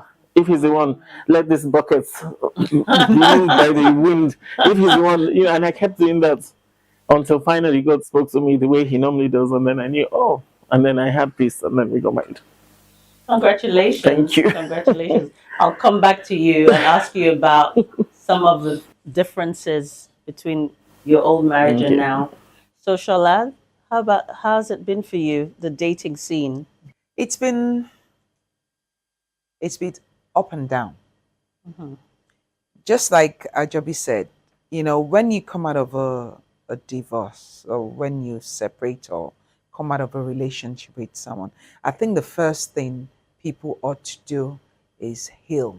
You need to heal from that, whatever made you come out of that relationship, because if you don't completely heal and you rush into another relationship, you're taking your baggage with you. And Ajobi said it that if she had married a guy, he would have been damaged because she's bringing her own. That's right. And literally probably just would have thrown it at the guy and everything. So I think the first thing anybody should do is heal. So it's taken me longer time to get over the process of not being in a relationship, because that comes with a lot of things. The loneliness is there. Then you become independent. And I think for a lot of us, when you get that independence, it's hard for you to actually let go because you're not answerable to someone. You can cook when you want to cook. You can decide not to cook. You can, so that you have to be careful. Heal and find a guy that would respect you, that you have common grounds, and move on with it. For me, it's waiting for it. No drum roll yet. No drum roll yet. Maybe my standards are a bit too high now. I don't know, because I to be honest, I don't know why it hasn't clicked yet. But I think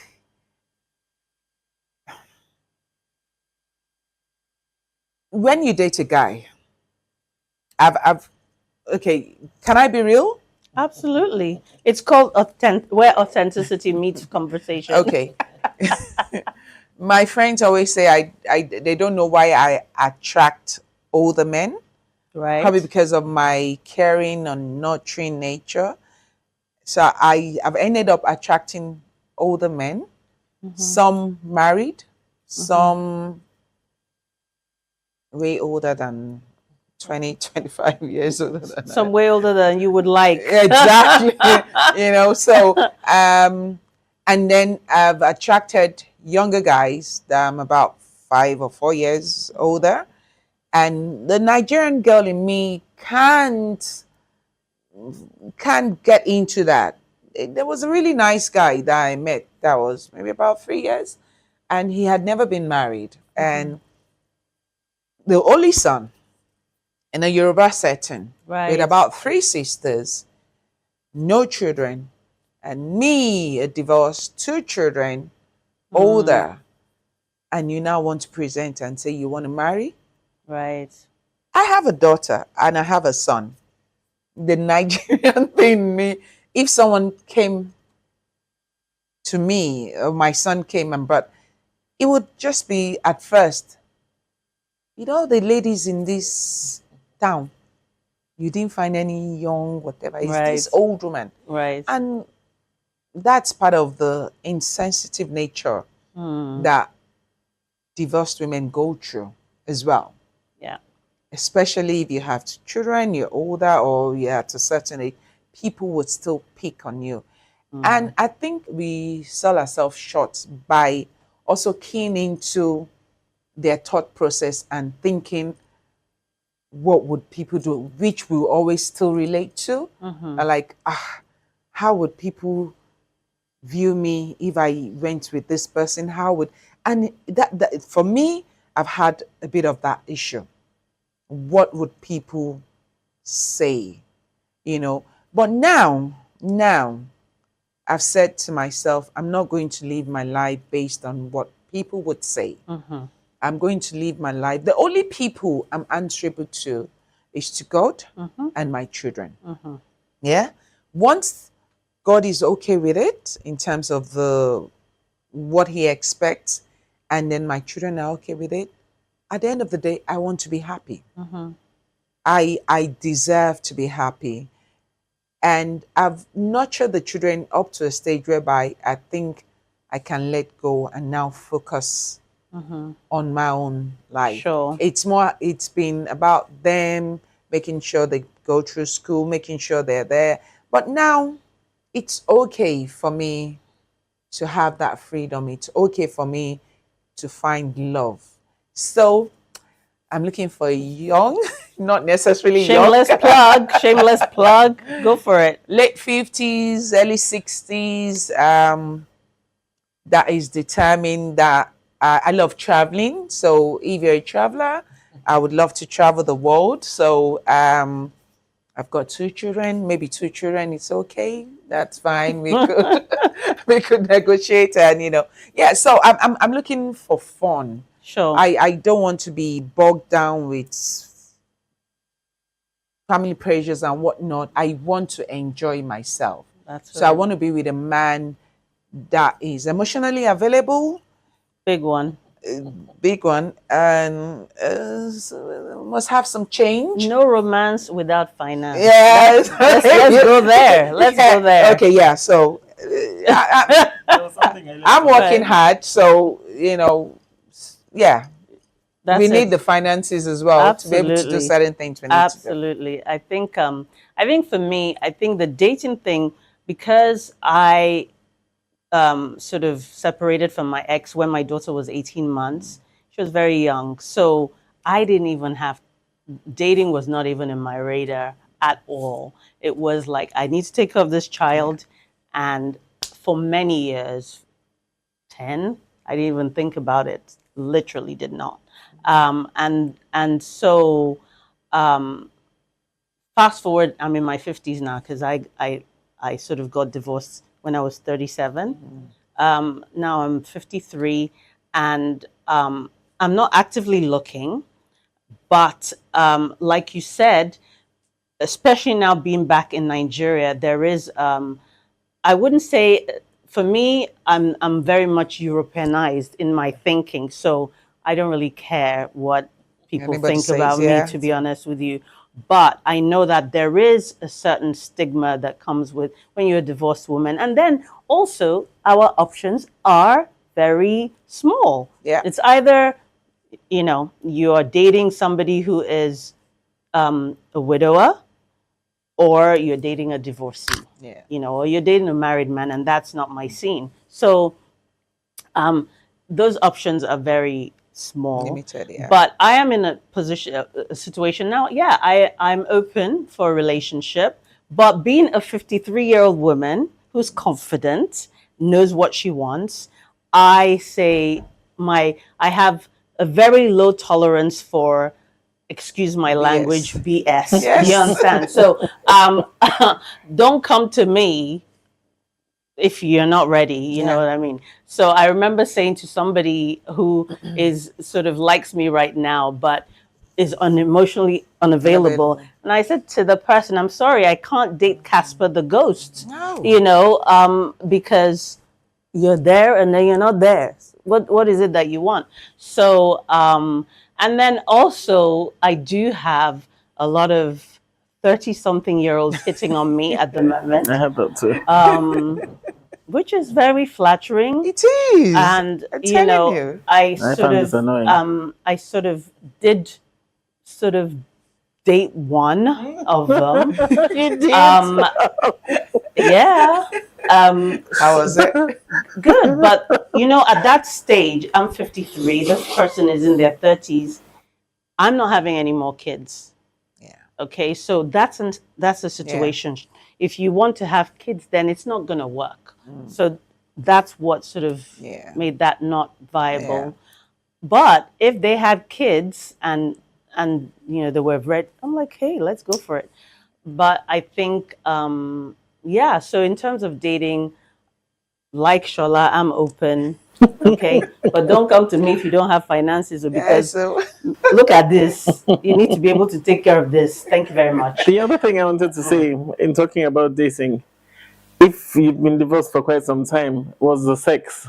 Right. You know, I mean, it's something we don't really talk about. But the truth is, mature singles long to have sex. Absolutely. You know, and hence the 30 and then when you're Christian, it's even worse. That's all I'm going to say. You know, so if you happen to find yourself in this situation where you're divorced, you're longing to have sex, right? Well, as a Christian, you'd have to pray. I remember I say to my sister, I want to have sex now. And she'd be like, just tell God. Just tell God. It helps. Yes. It helps. I just felt the need to throw that in. I don't know why. No, but let's be real. We're being real. You know, also being a Christian woman, yeah. So for a very long time, I did not. But, you know, we're flesh and blood, and you do make mistakes. And yeah, and I went there because like, it was like 7, 8, 9 years. You don't forget whether you're female or not. My dear. So, but that's for another show. We're gonna go there in another show. But thank you for being really open about this. So, finally, let's talk about what has helped you heal. I think very important when you go through something like a divorce, it's very important to be introspective because it's not all about the other person. You know, sometimes you say, if this person was not this, I'll still be married. And it's the blame game. Everybody it takes two people to make a relationship work. So you have to be introspective and think, okay, what could I have done differently? You can only control your own, you know, and I think red flags is really big. It's important to recognize red flags early, for me anyway. You know, I think for me right now, I recognize it more because when I first got divorced, I blamed myself a lot and I had to forgive myself, saying, you know, why was I so naive? But also sometimes God shows us these flags, but then we ignore, or we say, oh, that person is going to be different. And they, you know, So for me, the red flags for me now is emotional unavailability. You know, I think when you meet someone you like, it's always everybody's marketing themselves. And it's very important to date that person for long enough to see their true colors come out, right? Because you can only be marketing yourself for so long. You're true. So it's really important to recognize red flags. So for me, it's emotional unavailability, or, you know, just thinking that I don't want anyone trying to fit me into their life. If you like somebody, you have to. Exactly. So red flags are important. What was it for you that eventually made you remarry and recognize those red flags? This is a very important aspect of this conversation. I think, first of all, the first thing I'd like to address people who maybe have been divorced and are believing God to marry again. The first thing is, don't be afraid.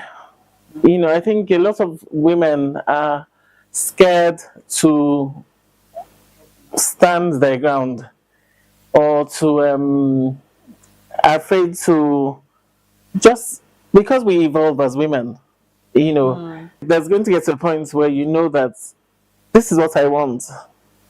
And if I don't get it, I'm not afraid to go it alone.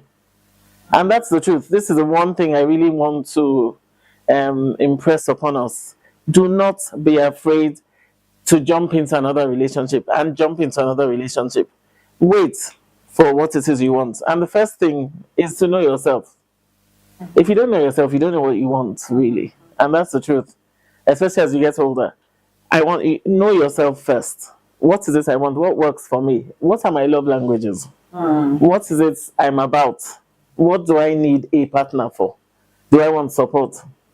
Do I want, is it encouragement I need? What is it you want? And what can a spouse do for me?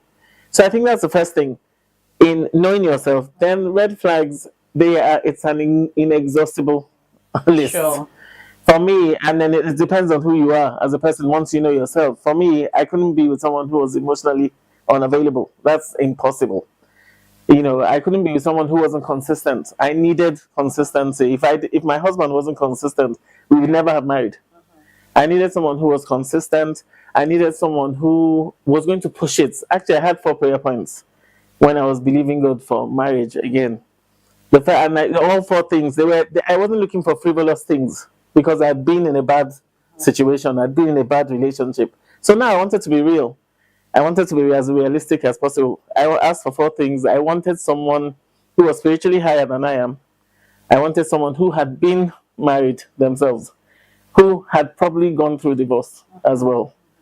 And why? I wanted him to be someone who would place the same type of premium I placed on marriage, you know, who would place that same premium on it, knowing that I'm in now and this is it.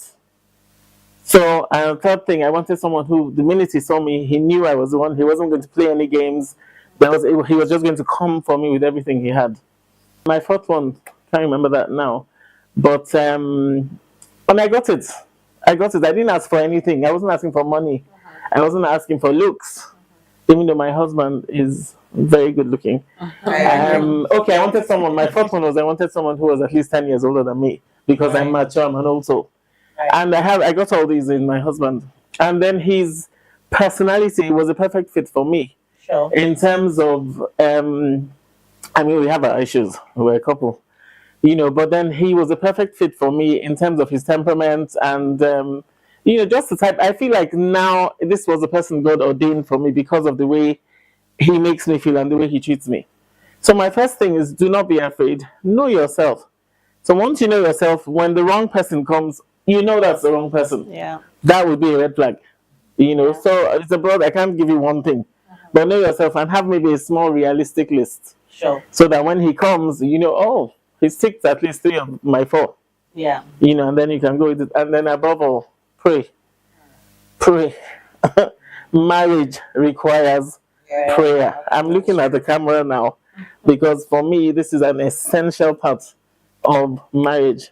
Nobody is perfect. You won't get a perfect person, but you need to pray for the right person for you. Yes. Yeah.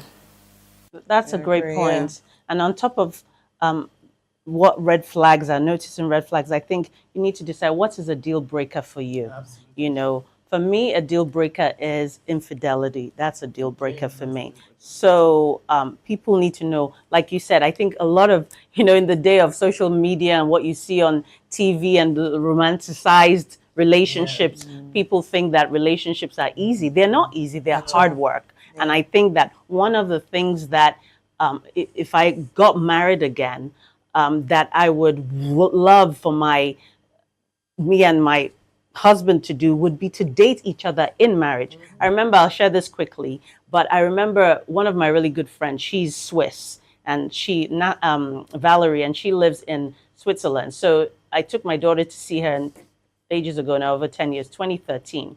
And I remember she's a stay-at-home mom. She had 4 kids, beautiful kids. And so I was like, Valerie, what are you doing today? She's like, oh, Roy is coming home and we're having a date tonight. And they literally, she diarizes their date time, diarizes when they're going to have sex. And I'm like, ooh. But she says that's what works for them because he's so busy that if they didn't do that, they would grow apart. You know what I mean? And I think that it's really important that in marriage, I think in this situation I see in Nigeria, a lot of guys don't date their wives. Need to keep dating to keep that marriage thing going. You know. So Shola, what are your red flags now when you're looking in a relationship? Right. Some of the red flags for me, or which has actually also stopped me from moving forward with a guy, is communication. Communication is very key to me. We need to be able to communicate, because I think with my ex-husband, there was a bit of miscommunication there. We didn't communicate a lot. So that one, I'm very big on that. Disrespectful behavior from a man, I can't stand that. You need to respect me and I'll respect you as well. It's a two-way street on that. I hate a guy that criticizes, trying to pull me down. I never do anything right. I can never do, no. That is red flag for me. Once you start, you can correct.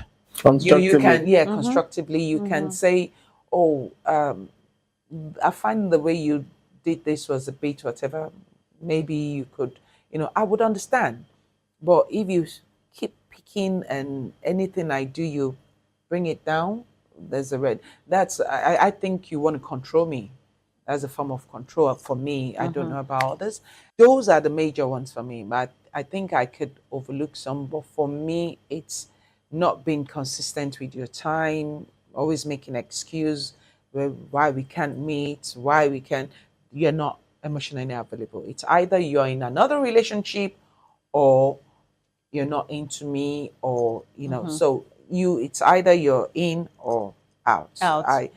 Because if I'm going to be giving 100% of myself, I require pretty much the same from you as well. I'm a very loving person. I go in like that. But if I don't get that from you, I don't want to waste 4 or 5 years in a relationship that's not going to go. And I think also very important, when you start dating, I think you need to be clear about where you want to go.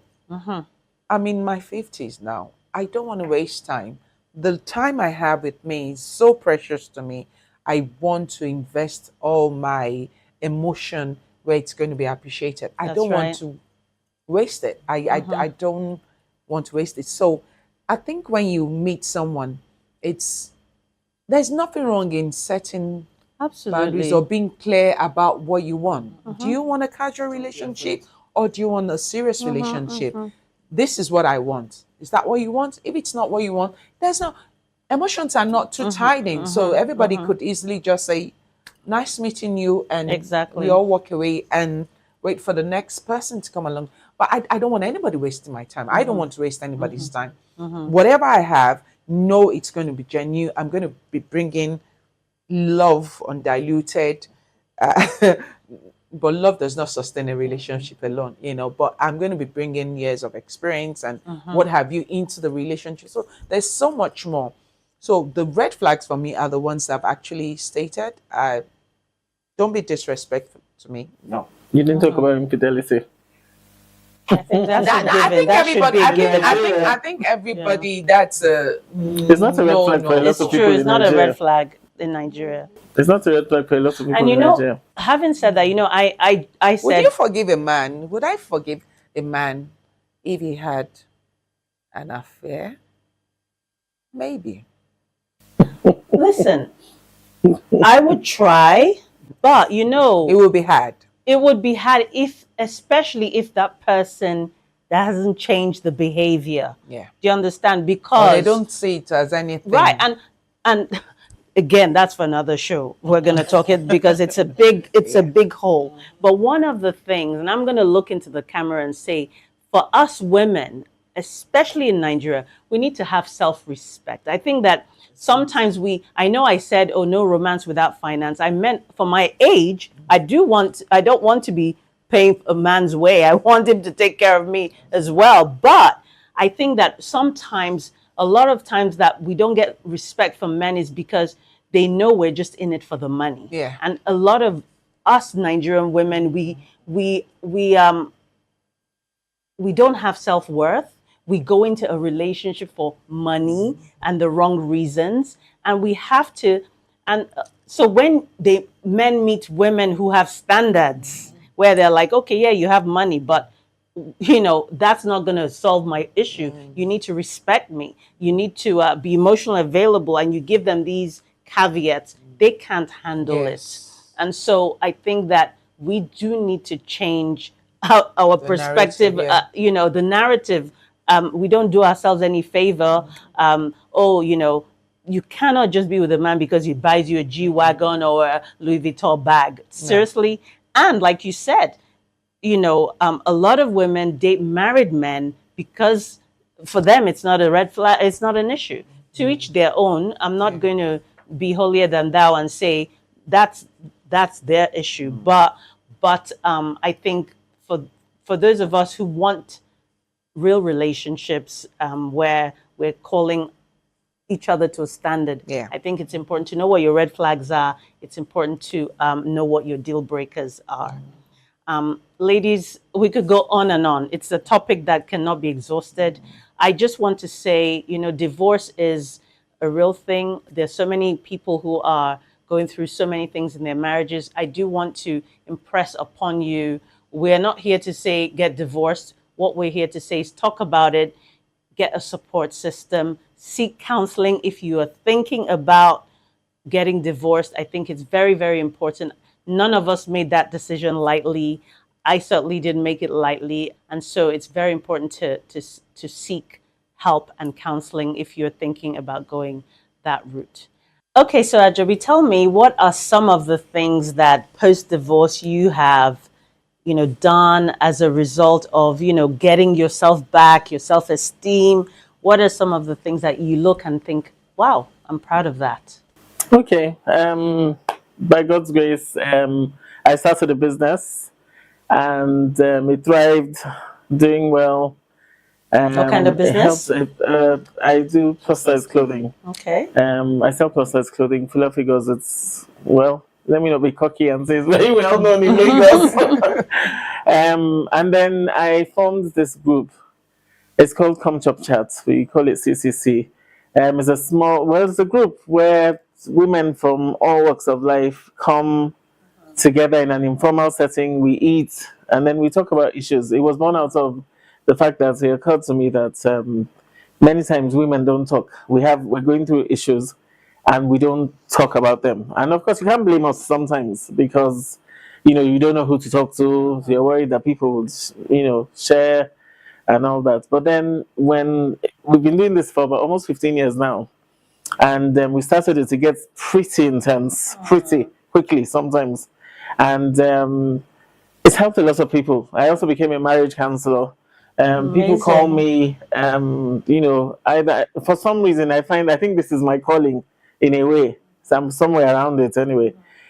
Because people just fluctuate towards me. People who are divorced, people who are going through a divorce or planning to go through, who are not happy in their marriages, they call me and people refer people to me.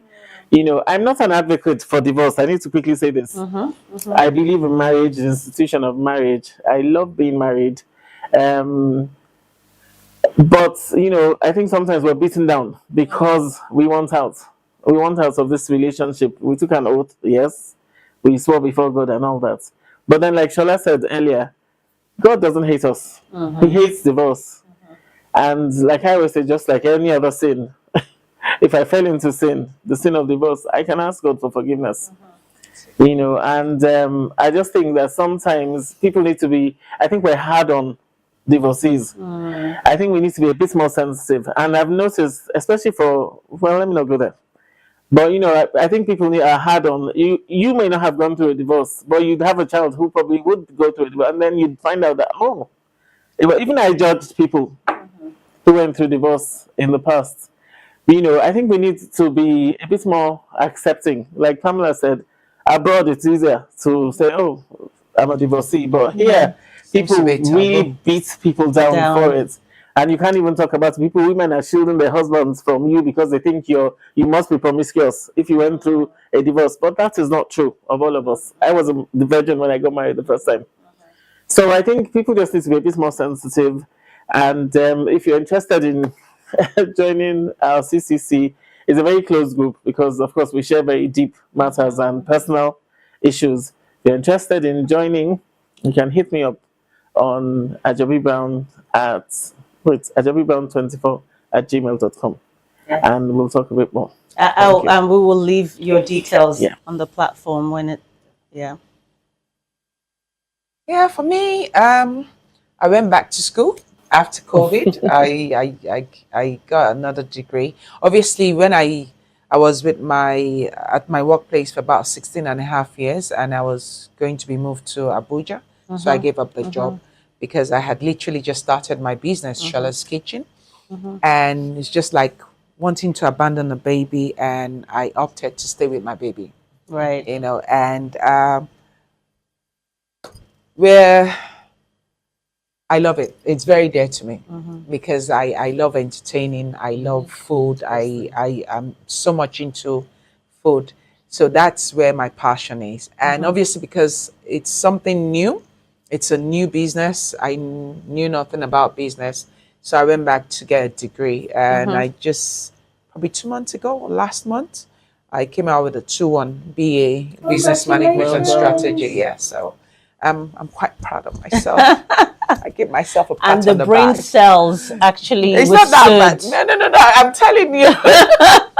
The menopausal brain cells. If you have to do something, I'm sure you just like, this needs to be done. Because it's adult education after all. Who are you going to tell that, adult education, you came out with a fail? Where your children are looking at you are like, mom, well done, good job. I'm like, God help me. But yeah, I'm quite proud of myself. Well done. I'm proud of you guys too. And many more things. Oh yes, your books. I'm a published author, of 2 books. Fantastic books. They're all both on Amazon.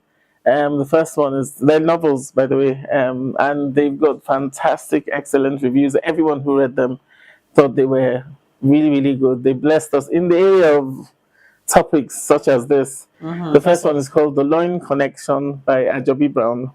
And the second one is called Echoes from the Past by Ajobi Brown.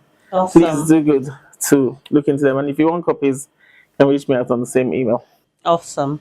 I think, when us as human beings, there's this saying that you don't know how strong a woman is until you put her in hot water. A woman's like a tea bag. You don't know how strong she is until you put her in hot water. And I find that, women, we go through so much, and adversity, can and oftentimes brings out just the best in us. And I think for me, just after, years of, the trauma and not having self-confidence and just seeing myself where I am now, I'm a completely different human being. And, just basically also, I have an 18-year-old right now. So I'm looking forward to being an empty nester because she's going to university next year. And I find I'll have even more time to do the things that I possibly in the past have put to the side because I wanted to make sure that my daughter was okay. And to the grace of God, she's an awesome kid. So thank you, women, for this candid conversation. We will probably have a part 2 of it. Yeah, I think we need a part 2. Yes, and thank you so much, You're Ajobi. welcome. Thank you for having me. Thank you.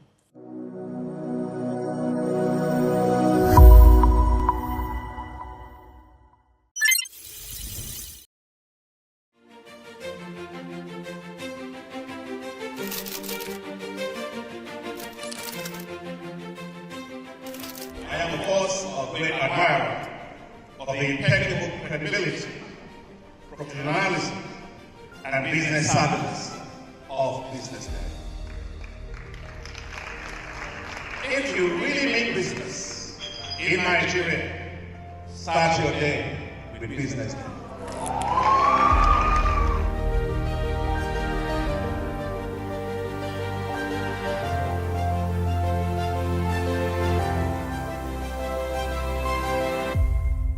BusinessDay is West Africa's leading provider of business intelligence and information, delivering premium content across diversified media platforms, including online, mobile, and print. Since its inception in 2001 with a weekly newspaper production, BusinessDay has expanded its reach to provide exclusive content accessible through print, mobile, and online channels. Our premium offerings are further enriched with syndicated content from esteemed sources like the Financial Times, The Economist, and the Harvard Business Review.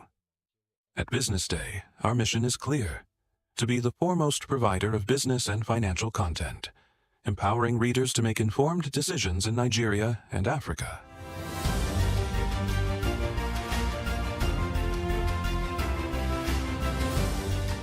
Since our establishment, we have been committed to delivering insightful, relevant, and accurate information about Nigeria's business and finance environment, while contextualizing the impact of global events. We monitor the stock market, analyze the companies driving it, and report on government policies and their economic implications. For being consistent in organizing these CEO forums for almost the last 14 years, I think this is worth commendation, and I think something that will encourage them to continue. From decoding market trends to dissecting economic shifts, we offer actionable investment ideas and serve as a compass for decision makers navigating complexity. Beyond headlines, BusinessDay fosters discussions on critical economic issues through impactful conferences and events. These platforms bring industry leaders together to share narratives that drive innovation and spark meaningful dialogues.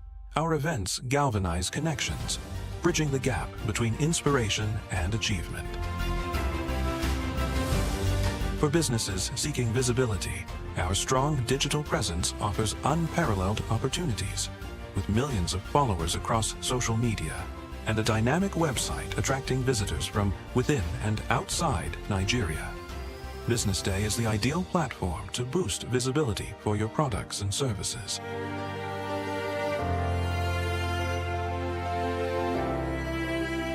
If you're looking for in-depth analysis and expert opinions on Nigeria and Africa's business landscape, BusinessDay is your guide.